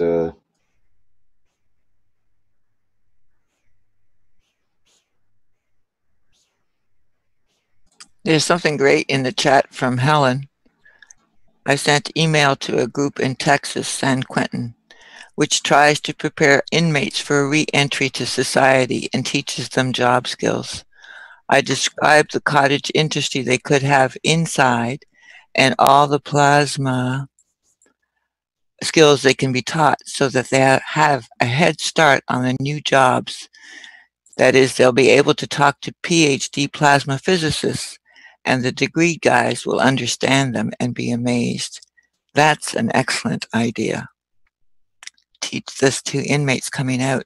So and because we hopefully understand that most people who are in prison now are actually in there for, most of them, I mean the ones that have had to pay their time because they have done a crime for real. But from my understanding, there's a lot of people in prison these days who should not ever have even been put in there. But that's just my perspective. So being able to help people as they're coming out of prison establish themselves into the new world. And I really hope all prisons are emptied sooner than later, so that we understand that the system has created so many people that were in the wrong place at the right time. And those, again, we need to understand, what do we do with those who really caused a lot of harm? And I think we have to know that their souls will evolve, have to evolve. And I want to add to what Caroline was saying. What are we going to do? I do see myself, even though I'm retired now, going much back into the system and to combine my knowledge of leisure and the GANS knowledge and the plasma knowledge to bring this to a lot more people than what I've been doing up till now. So thank you for that little boost, Carolina. Okay, thank you very much. We have Alex who had his hand up, and Alex, you have something you'd like to say? Yeah, thank you very much, Rick. I just want to say that Caroline's question is really a big, big question. I think if I could just have a few minutes, can you hear me okay? Yes, yes, go ahead. Okay, you know, I had this problem years ago, actually it was 26 years ago exactly, and I was one of those Canadians looking for a cure for cancer, and then I met a man who taught me how to cure cancer, and what I had struggled with for 8 years was resolved in a matter of 3 to 8 weeks. And I thought, man, this is great. And I wanted to, I thought, wow, this is great. Here we are in Canada, and we had this opportunity. And then I found out that I wasn't allowed to have this product that helped me, and I wasn't allowed to tell anybody about it as well. And so we did a little bit more investigation, and we found out that in 1989, Canada had come out with another product that Gaston Masons had, and it's, as a Canadian, to this day, I'm not allowed to buy it. I have to go to Mexico to buy it. So I'm not making any commentary or whether to buy the product or not. That's not the point. The point of the matter is that this man was charged with murder because he had treated 145 terminal cancer patients, but two died, and so he was charged with murder. He was acquitted in December of 1989, and that was front page news in Sherbrooke, Quebec. And I thought myself pretty knowledgeable at that time as a Canadian. I was educated. I actually went to school. I knew how to speak English, and I knew that 2 and 2 was 4, and all the basic stuff. And I never heard about this, and I was really kind of upset about it. So, and then we found out that it had made it right up to the government level where Brian Mulroney allowed doctors to carry it, and then somehow what happened is the insurance was taken off, and there were 200 doctors prescribing this in Canada, and they all had to abandon this under threat of losing their license and, of course, being sued to high heaven. So that was 1989. The product that we were using was used in the FDA shut us down in 1993. So, you know, I started to realize that I was very fortunate that, you know, we eliminated cancer in our family, and since 1991, we haven't been worried about that. So now what I had to deal with was that I had a new knowledge. I knew that there were cures for cancer, having benefited from that, and I wanted to see how I could help other people. And then I found out that I wasn't allowed to do that. So this is why Carolyn's question is so absolutely important, is because what I had, and I was 40 years old at the time, and what I had learned for the previous 40 years, of course, was that I was a proud Canadian and that I had complete faith in the existing institutional systems, and that they had let me down. I lost my home, I lost my car, I lost my business, I lost everything, and, you know, and so what? And fortunately, you know, we were able to save the people involved with these health issues. So now we had to kind of live in a society where we had to kind of pretend that, you know, we don't have a cure for cancer, and that, you know, we have to spend all this money, and it's been going on to this day. And one of the things that I remember when in 1967, when Canada had its centennial year and there was a Trudeau in power, and I was a very proud Canadian. And I had a really, really great sense. This was 1967. I had a really, really great sense of the future. And I always looked at my parents and I was just like, why are we doing this? What, you know, is this our life? Is this what we want? And as I went through school, and by the time I got to be 16, I had set my goals and aspirations. And all of these goals and aspirations, based on what I've seen with my parents and what I've seen with the people around me, I fully accomplished them by the age of 21. And when I got there, I had money in the bank, I had a car, I had a beautiful place to live, and I had a great job, and so what? And that was at 21. And then I thought to myself, well, gee whiz, you know, my parents have been trying to do this all their lives, and I did this in a matter of a few years. So there must be something more. And as I tried to carry on in the regular business life, and up until the time I was about 34, and then I lost my health. And once you lose your health, you understand that you lose everything. Like nothing really else matters. And to remind us of that, we had to pay, you know, over $200,000 in what's called extra billing. People don't understand about extra billing in Canada. Canada has a healthcare system. The U.S. is jealous of it. Meanwhile, this was what I paid in extra billing over and above what the public health care was providing. So, you know, and then I got a gift, and it was free. And the reason it was free was because I was not allowed to pay for it. And I thought that was kind of funny, because here was something that was absolutely valuable, and I wasn't allowed to pay for it. And yet something that had no value, which was the common treatments that they were doing for the medical, I had to pay. And so we find this all over the place. You know, and another example is a product like Red Bull that's being sold in every corner store. And I hate to mention their name, except that all the money goes to a single family in Thailand who has absolutely no scruples. So, you know, we don't see anything wrong with that. We don't have any outrage over that. This is a product that's being sold that actually has a track record of people dying from using it. We don't have that problem with our technology. And so what over the time, we've come to, well, I've come to realize anyway, that we're just really hamsters in a cage. And what Mr. Keshe has done is open the door to the cage. But now we've got a problem. The door is open, and many of us don't want to go out. And I can understand that, because at the age of 40, I had to reevaluate all the things that I believed in when I was 16. And when I was 16, all the values that my parents had given me, I had realized at 21. So, you know, I decided to continue and see if I could, you know, be successful in life, and find out, what does it mean to be successful. And then I found out really and truly that the earth is a wonderful place. It's a really wonderful place to be. And for some reason, there are people out there who don't agree with that and have done anything in their power to stop that.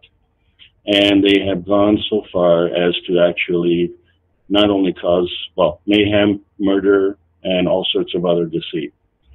You know, so, and it hasn't been a lack of money, because last week, our Prime Minister, who is a Trudeau, gave $20 million to the Clinton Foundation, which is not a Canadian company. And Rick, did you authorize that? Not that I recall, no. No, I didn't either. And, you know, $20 million is a drop in the bucket. But if it's a drop in the bucket, I don't think the Clinton Foundation was missing that. I know a lot of people that are missing that and would love to have that. But, you know, as a Canadian, I'm outraged. And you know, now we have so many choices. What do we have to be outraged about? Do we have to be outraged about the truth about cancer? Do we have to be outraged about, you know, what Mr. Keshe is teaching us? Do we have to be outraged at the irresponsible spending of money? It is not a money issue. There's obviously money out there. If there's money to send it to the Clinton Foundation, well, gee whiz, can we send some money to some other Canadian foundation who is desperately in need of money? And it doesn't have to be us. I know a lot of women who are doing tremendous work. This money was supposedly for the betterment of women's issues. Anyway, I know there's a lot of women in Canada who are also doing the same thing, and they could use that money. And if we have $20 million to send to them, we might as well have an extra $20 million for us. I mean, there's really no excuse for it, because it's only a drop in the bucket anyway. It comes out to about 60 cents per Canadian. So, you know, we should put it all down. It's less than a cup of coffee. We should all do that again and donate it to some woman sitting somewhere, maybe in Alberta or Saskatchewan or whatever. And, you know, just knock on the door and say, you know, here's $20 million. Would you like to go do something for somebody? You know, because I don't know what the Clinton Foundation is doing with it. But anyway, I don't want to digress. What I do want to say is that our sense of purpose has to be reevaluated. And I've had to go through that for the last 26 years. So what is really cool is that what had happened was that I had to figure out how to live on this planet, because what I had learned in school, you know, it wasn't working. They let me down. The whole thing had let me down. So now I found out. And then I found out that my friends didn't want to find out. They had no interest in it. And everybody who's listening on this site has gone through all sorts of grief and criticism. And, you know, it's why are you wasting your time, you know, doing this stuff? What else do you have the time for? I mean, this is the question we have to ask the Australian Prime Minister. What are you doing that is more important than what we're doing right now? You know, playing video games? I don't know. You know, do we have to watch your favorite soap opera? What is it that's more important than this? You know, we are in a fortunate position that we have a capability of fighting or working to achieve a peace. And where does that come from? That comes from a sense of purpose, and that comes from a will. That comes from a free will. And, you know, we have a situation on this planet where we've been brainwashed, and the door to the hamster cage is open, and the rules have changed. And now the fear that is gripping our humanity around the planet is actually the fear of the people who are controlling this planet, who are actually losing their grip. And you can see that by the urgency of their actions. So they are, because they have control of the media, that's exactly what they're doing. And, you know, we believe our media, so we believe there is a fear of the future. And so what Carolyn is saying, okay, well, what's going to happen now in the future? Well, I'm going to lose my job. Probably. Yes, you will. You know, what did we do before the onset of video games? I mean, I don't know what the percentage is of gamers that are out there, but there's a lot of them, and they're spending a lot of time. It's almost become an addiction. But, you know, then there's a lot of kids out there who are, I was talking to a police officer the other day, and I said, you know, there's 6 people dying of fentanyl poisoning every day in Vancouver, in Canada. No, he says, that's just Vancouver.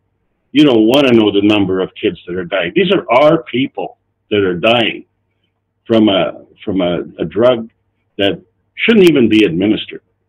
So, you know, we had $20 million go out the door and no money. I don't see any effort whatsoever to eradicate a problem, which I personally see as being a big problem. And I know that now we have the solutions to do that. So now what has happened for me personally is, you know, I have found a sense of purpose and I am proceeding with that. And so one of those responsibilities that I have is to make damn sure that I know what I'm talking about. And in order to do that, yeah, I got to invest the time. And how many people come to me and say, oh, you know, Alex, can you tell me in a couple of minutes, you know, what the Keshe thing is all about? I said, you know, gee whiz, no, sorry, I can't. I'm too busy. You know, I spent over 1,000 hours.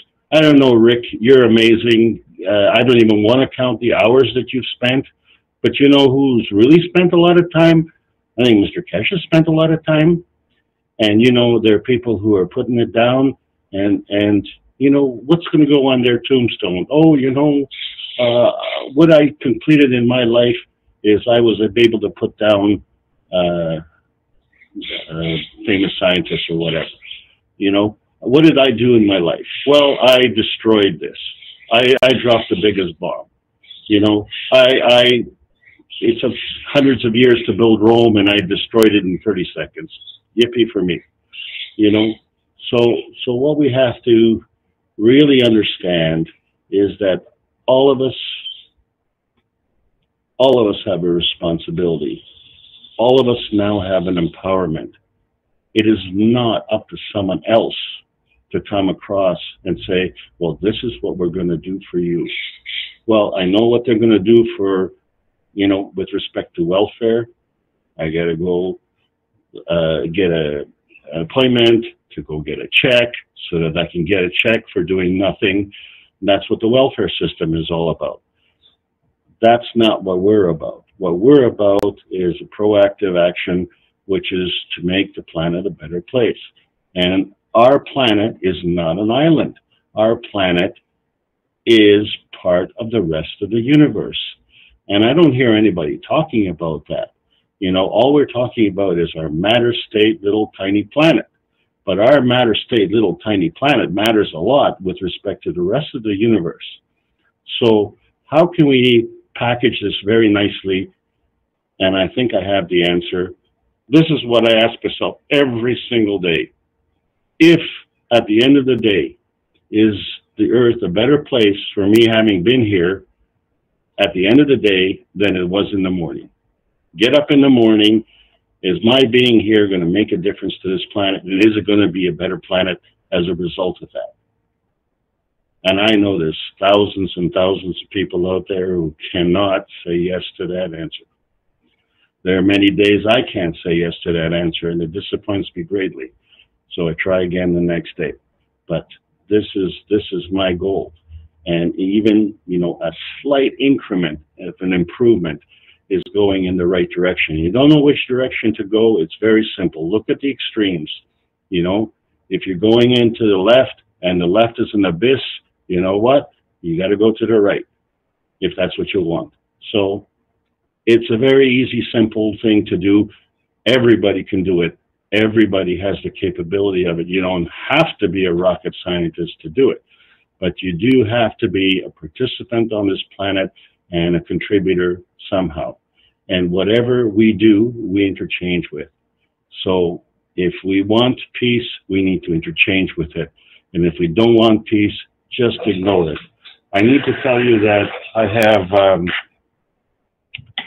have over 40 people sign the peace treaty. And people have asked me, oh, is that a petition? And no, it's not a petition. This is an agreement between you and the world. Agreement between you, your heart, and your ethics and the world. It's a peace treaty. And what we're asking for is for peace. And we can do this on a soul level. People who are mired in a matter state level really can't understand that because they don't have a nearness and proximity to that. So what we have to do is ask ourselves a question, are we doing whatever we're doing? Is what we're doing making a difference? Slightest difference, doesn't matter what it is. Just, is it making a difference, and is it going in a good direction? That's the question. And everybody can ask that question. So, you know, and I just want to say, Rick, you and the core group, and Carolyn, Mr. Keshe, and everybody else that's associated with it, fantastic job. You know, we've got something going, and there are thousands and thousands, if not millions of people out there who feel the same way. They just don't know how to go about it, and that is going to be a big job. So I'm looking forward to doing that. Thank you for listening. Alex, may I ask you a question, is Caroline? Sure. Are you a teacher in our team? No, I have I have been running some seminars over here because I've been trying to get into that situation. And do you have time? Do I have time? Do you have time to become a teacher? Absolutely. A volunteer teacher, do you have time? Yes, I do. Okay. Now, please, can you sign up as a teacher for ethics? I have already signed up. I mean, I have already been in contact with the person who's looking after the workshops. Caroline's talking about the private teaching sessions that we do through the Keshe Foundation Spaceship Institute with the teachers of the KF SSI. Oh, I didn't even know that was operational yet. I've been waiting. Sure, love it. Yep, that's been operating the last couple of years as far as the private teachings goes and so on. And we're looking for more teachers to get involved with that. And like Caroline says, there's a need for the teaching of, call it ethics, or you know, about things you've been talking about, basically. So I think you would be a great teacher, Alex. You just need to dive in and do it, because you're teaching. You're giving workshops, correct? Or well, I am giving workshops. Seminars. Yes, I am. But like where I got bogged down and in the German operation with Firehead there, I thought the workshops were going to go, and then you know Carrie Ellis did a terrific job, and then you know I understand that Brett's in charge of the workshops or something like that. So all I've been told is to be patient, and that things will be organized. And you know, Mr. Keshe has asked us to sort of have a moratorium on this new advanced technology until August the 3rd, and I'm all in on that. But August the 4th, I'm all in on getting going, because I'm all out of waiting. Yeah, I was told today that in September we'll have guidance from someone about the workshops. It'll be official, and we'll have the guidelines made by then. And yes, he mentioned that someone actually organizing the workshops, the official Keshe Foundation workshops. Yes, Mr. Keshe mentioned that last week. So yes, I was aware of that. So. There's a new logo, for example, that the official workshop people that are authorized by the Keshe Foundation will be able to show this special logo that incorporates the Keshe Foundation logo along with the official stamp on it for official workshop, or official, I think it's official workshop is the way that it's set up on the logo.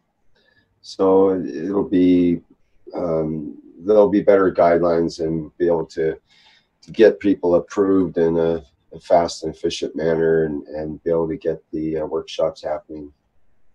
It's coming. It's a little slow to get everything correct.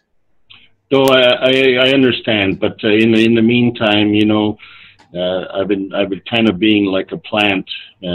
you know, it doesn't look like it's growing, but it is maturing inside, and I'm trying to get myself ready because I am. I've been sending you love letters, you know that.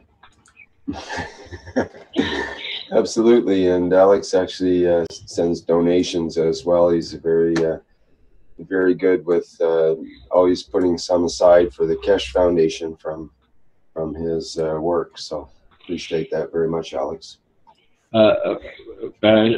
Okay, actually, if I may, I'm actually at work, and I would really like to follow up on Carolyn, your suggestion. And Rick, is it possible for you to guide me after this? Sure, absolutely. Thank you so much for letting me talk, and please keep up. I'll be back on tomorrow's session. Right on. Thank you, Alex. Thank you.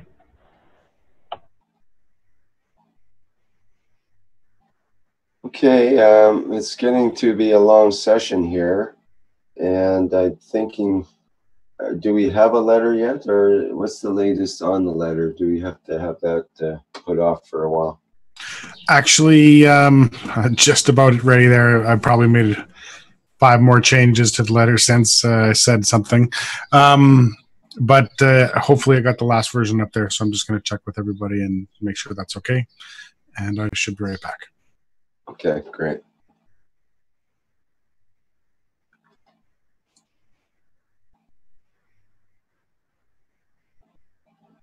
Okay, so once we get the letter link up, and we should be good to go here. And that should be checked over in the next few minutes here. Any other comments? We will be dropping out of Facebook here in a couple minutes. Okay.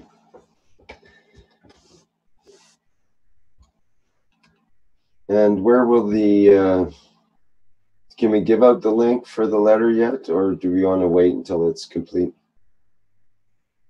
I've made a web page that they can go to.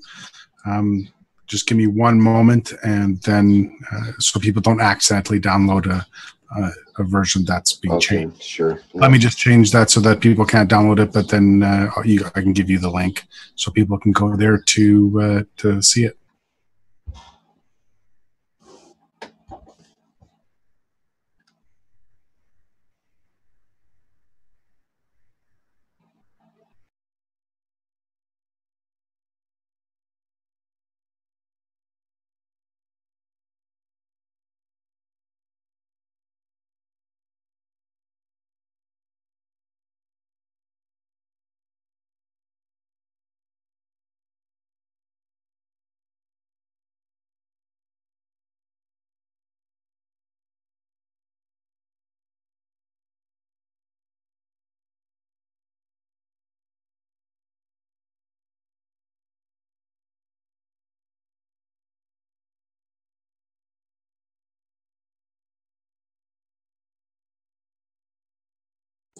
CA says in the chat, I see in the live stream, I see only one way, the Keshe way. Plasma fields all around the whole planet. We need to build millions of them, one by one, and uplift the soul.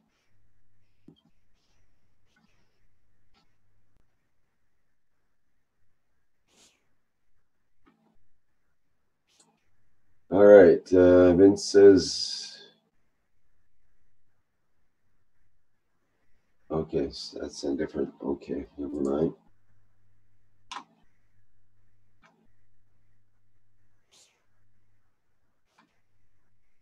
Okay, I can show the website where it's I'm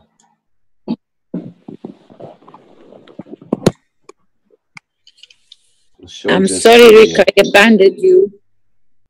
That's okay. And just one more moment, Rick, I'll turn Facebook back on because this is important. Maybe it needed to go this 4 hours so that it turned off so that I could restart it and have this little part as a separate piece. But just a moment while I restart.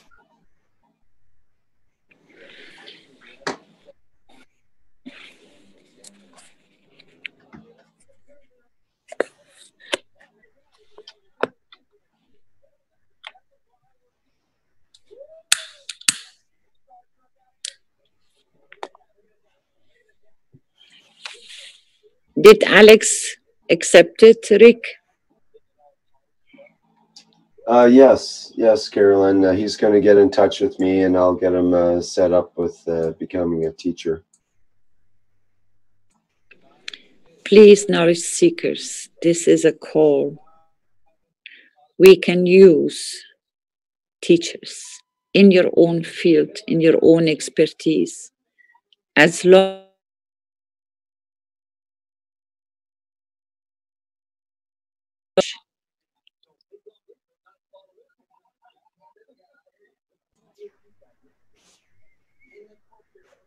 and then you're all worried that you're going to lose jobs.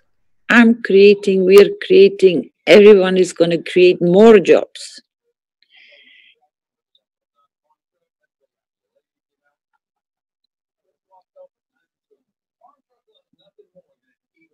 Is the letter finished? Because I missed quite a lot.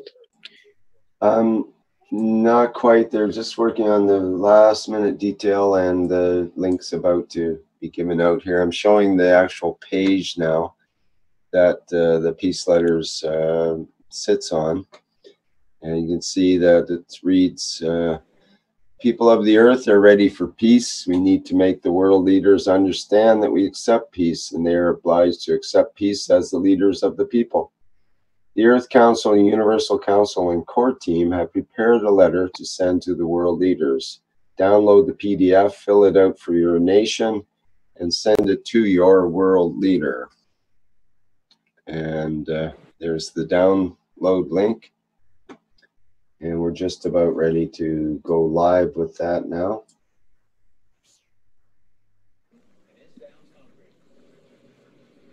Maybe not today, but maybe tomorrow. Have you seen that nice picture about, which is on our website in black?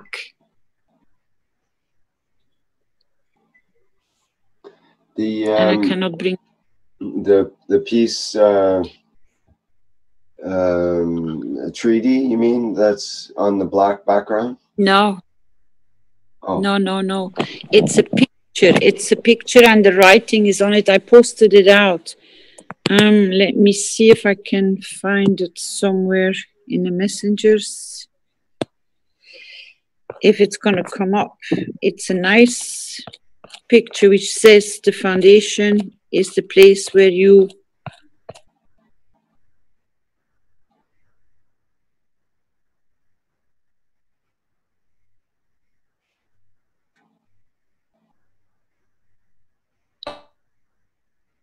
Hello, Caroline, are you still there?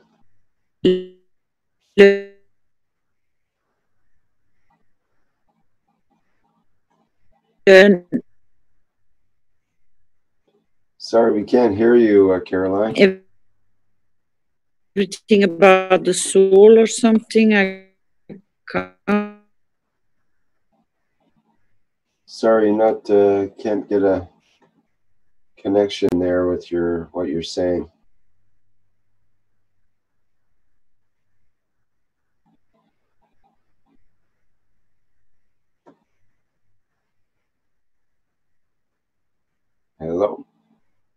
Hello, Caroline.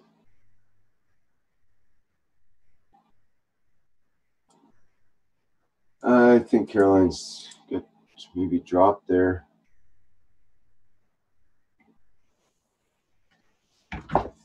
Okay, we'll have to wait for her to come back.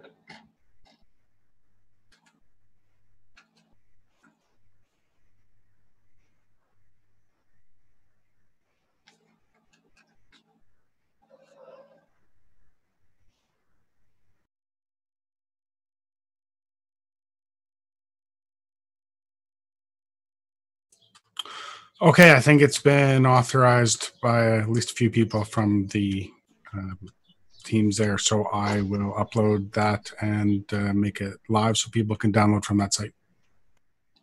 Okay, perfect. So I'll take, a couple of minutes to do that now? Is that the idea? Or does it take a while to go through?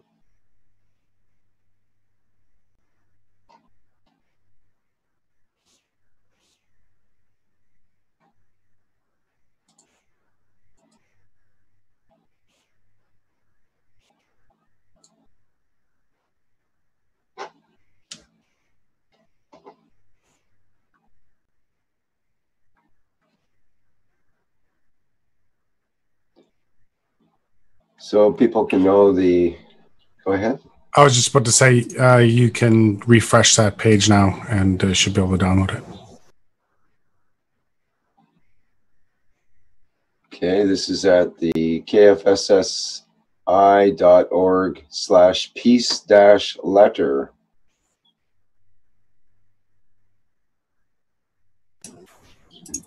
I do want to make people aware that in order for the form fills to go through, please save it first and then edit the document, or else the changes won't be saved.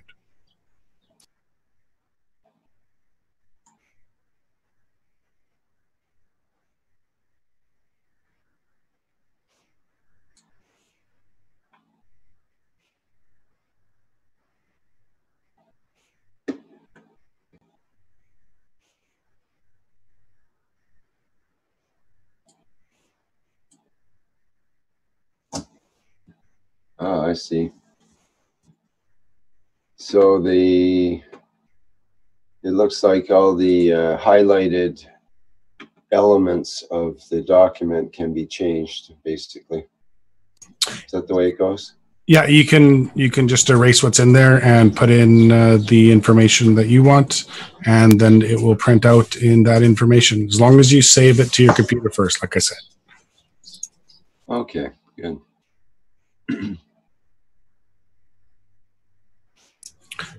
Did you want to read it from the top again, Rick, please? Okay.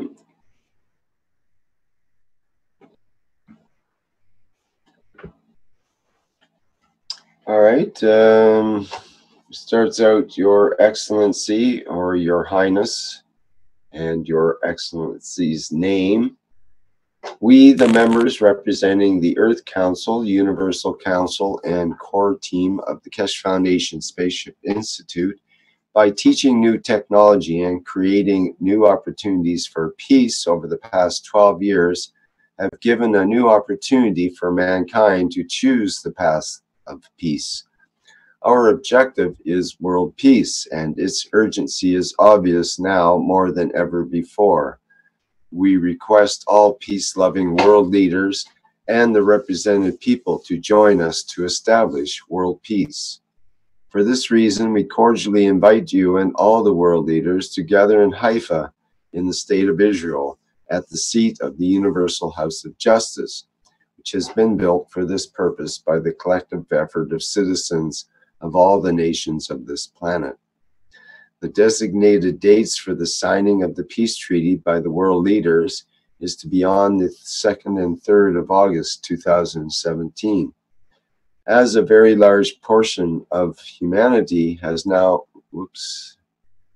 evolved from and beyond primitive, brutal behavior, it is time for leaders like yourself to take the initiative for peace. As country, replaced with country, is a peaceful nation, what need is there for huge expense on armed forces? All military expenditure is actually a waste of taxpayers' money. Country here has no need for aggressive behavior. We citizens of this nation are peaceful and happy by nature. It is time for change from from war to peace. This is fundamental and necessary now. If this is your wish, it is ours also. To this end, we invite you to Haifa, Israel, on the 2nd and 3rd of August 2017, along with other leaders and dignitaries from around the world, where you can sign the World Peace Treaty on behalf of your nation, and commit your nation to disarm and create an atmosphere of peace on this planet. A copy of the World Peace Treaty for you to sign is attached. There are better economic alternatives now available for immediate development through new technologies. These technologies provide vast new investment and employment opportunities that far exceed what has existed to date, at a fraction of the cost and complexity. Based on plasma science, a completely new era of peace and prosperity is opening up to all mankind. I know you are a good and kind-hearted soul, engaged in an outdated and failing status quo. Here lies an unprecedented opportunity. Be one of the first leaders to seize this opportunity. Your name will then live on into the future of our children and grandchildren as the Prime Minister, President, King. Please consider this request written with the pen of our soul to your soul and respond with positive action.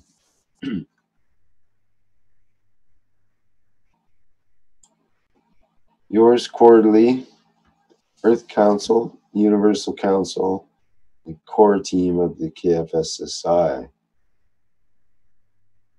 Please respond to this invitation by the 27th of July, 2017. Email to peace@theearthcouncil.org. Whether your Honorable Majesty, Excellency, Holiness, personally or your appointed representative will honor the invitation.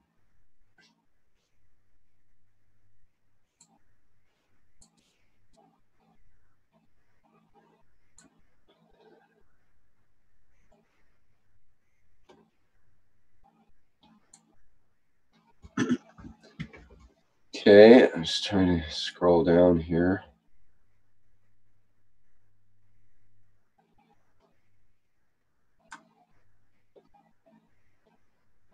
And the World Peace Treaty, I, as the President, Prime Minister, Ruler, King, Emperor, Sultan of the nation, from this moment on, except for my nation, to lay down all tools of aggression and war. My nation shall never think about getting involved or incite war or develop or use any tools of war in this territory or any other territories or in space.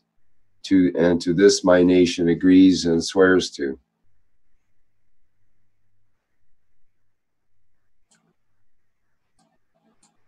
After signing this treaty, be proud to display this certificate wherever you consider being important to your nation, that everyone can see and know your ethos to fellow men and the mankind and other created beauties of the Creator.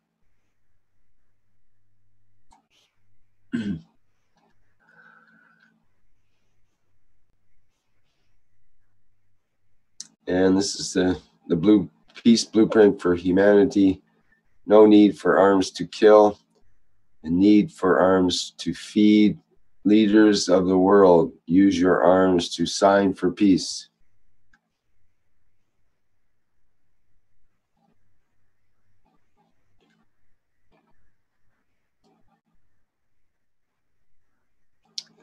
Okay, and this again is available on the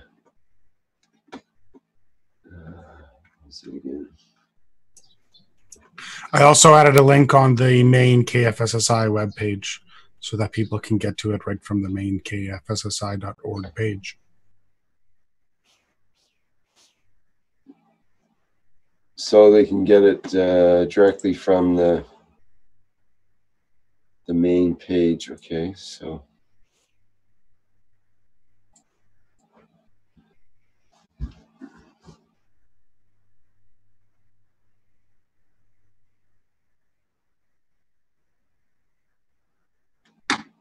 must be that one.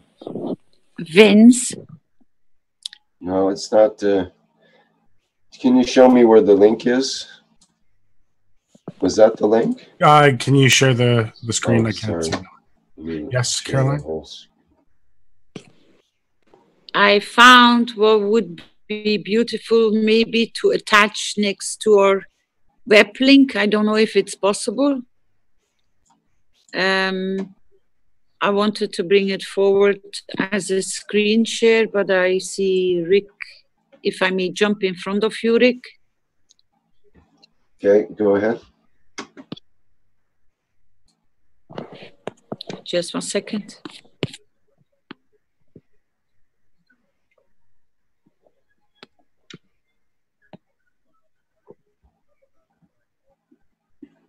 You can see it.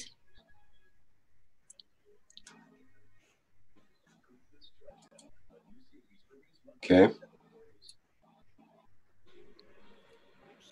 I don't know if this could be displayed somewhere near. I think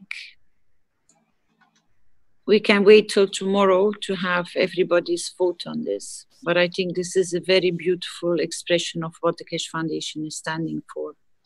I think I was going to use that as a widget so that it's on the rest of our pages on the right-hand side. So that's a good idea. Thank you. Thank you. You read my mind.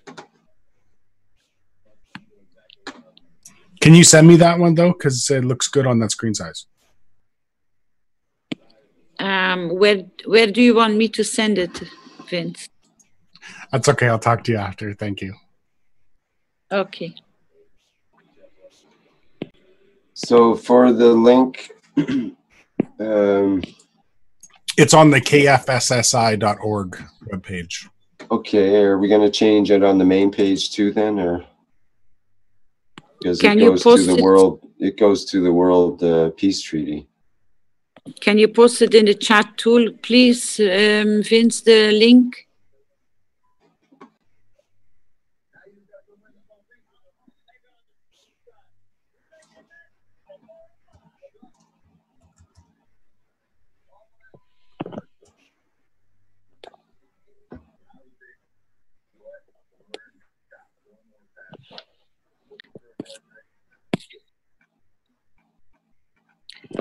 Can you post it in the link too, Rick or Vince, please, in the chat room?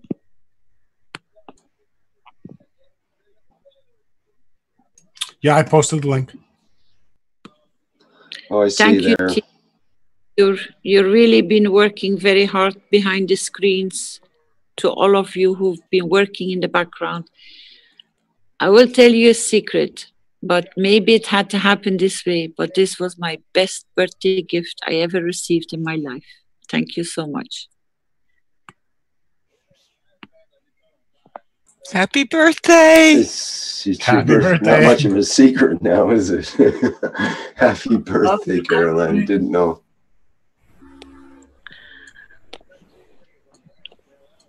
I just saw it in front of me going 0, 0, 0, 0. I said, and it's gonna come out 1, 2, 3 seconds or minutes after. I said, this is the best gift I could receive today.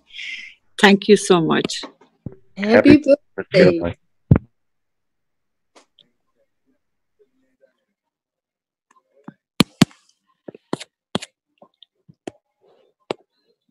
Okay, so we can see the link. We can see the link on the KF SSI page here. You got to share the screen, Rick. Oh.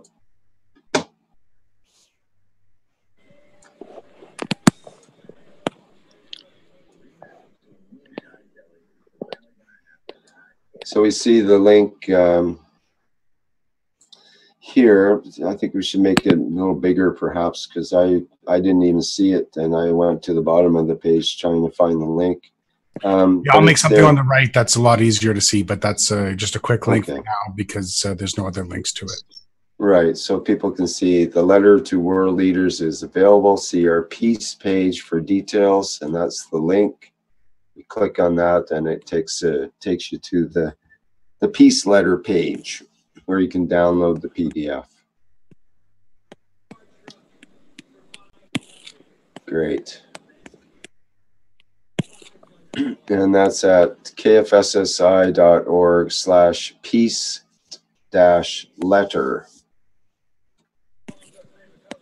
For those who want to go direct.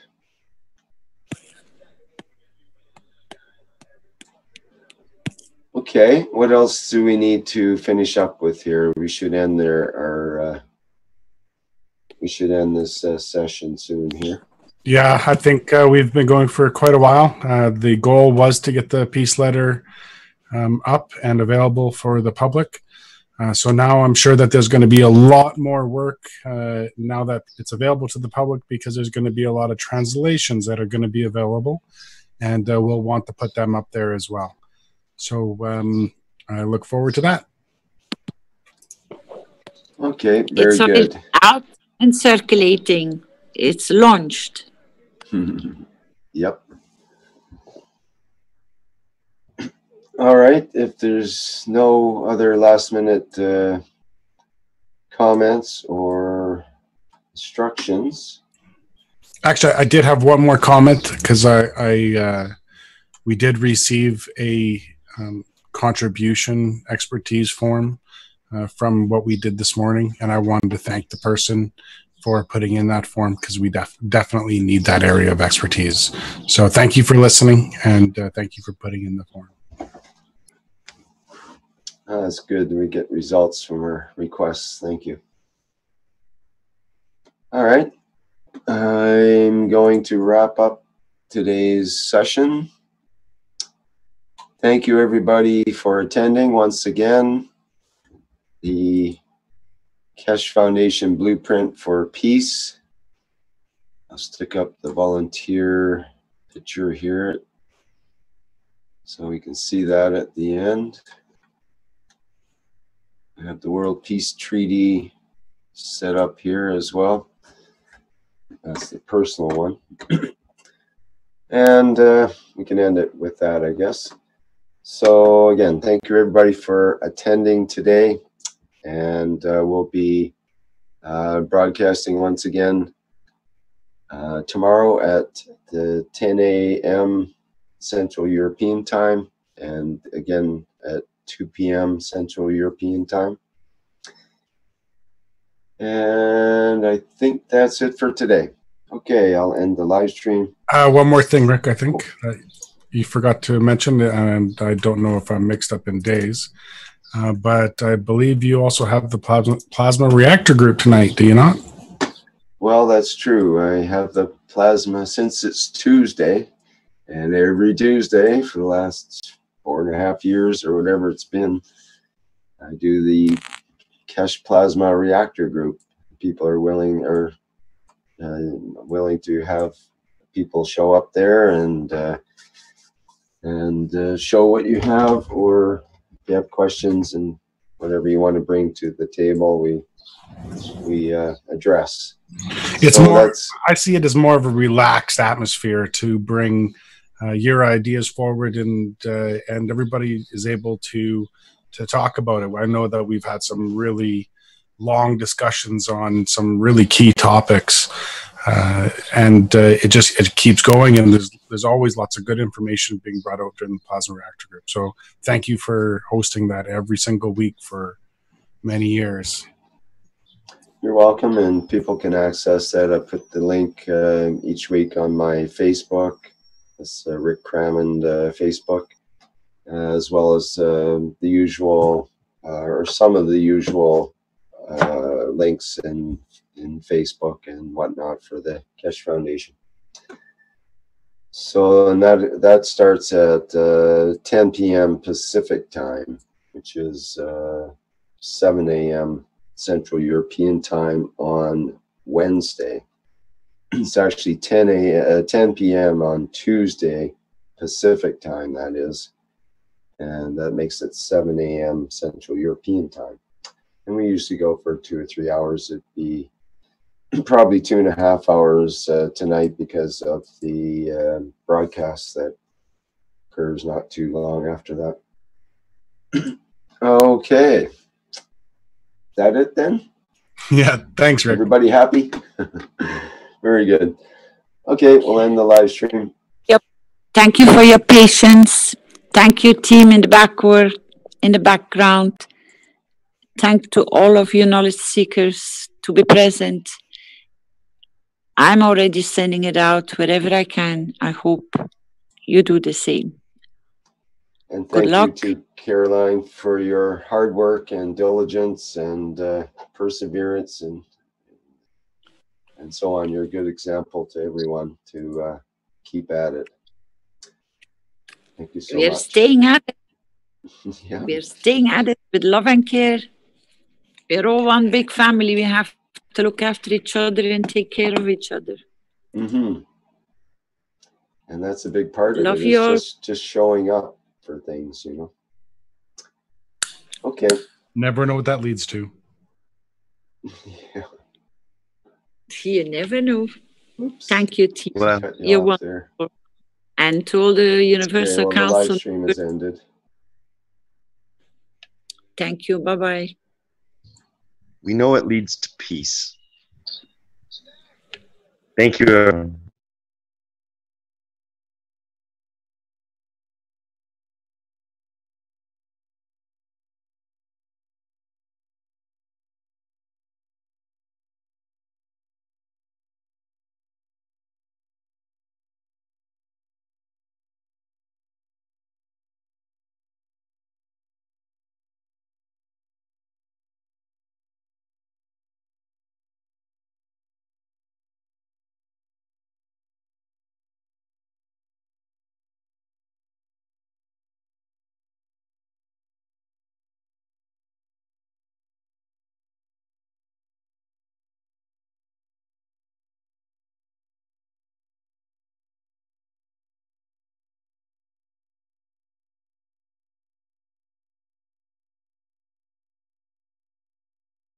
Thanks again, guys. It was a good broadcast. Thanks for hanging in there.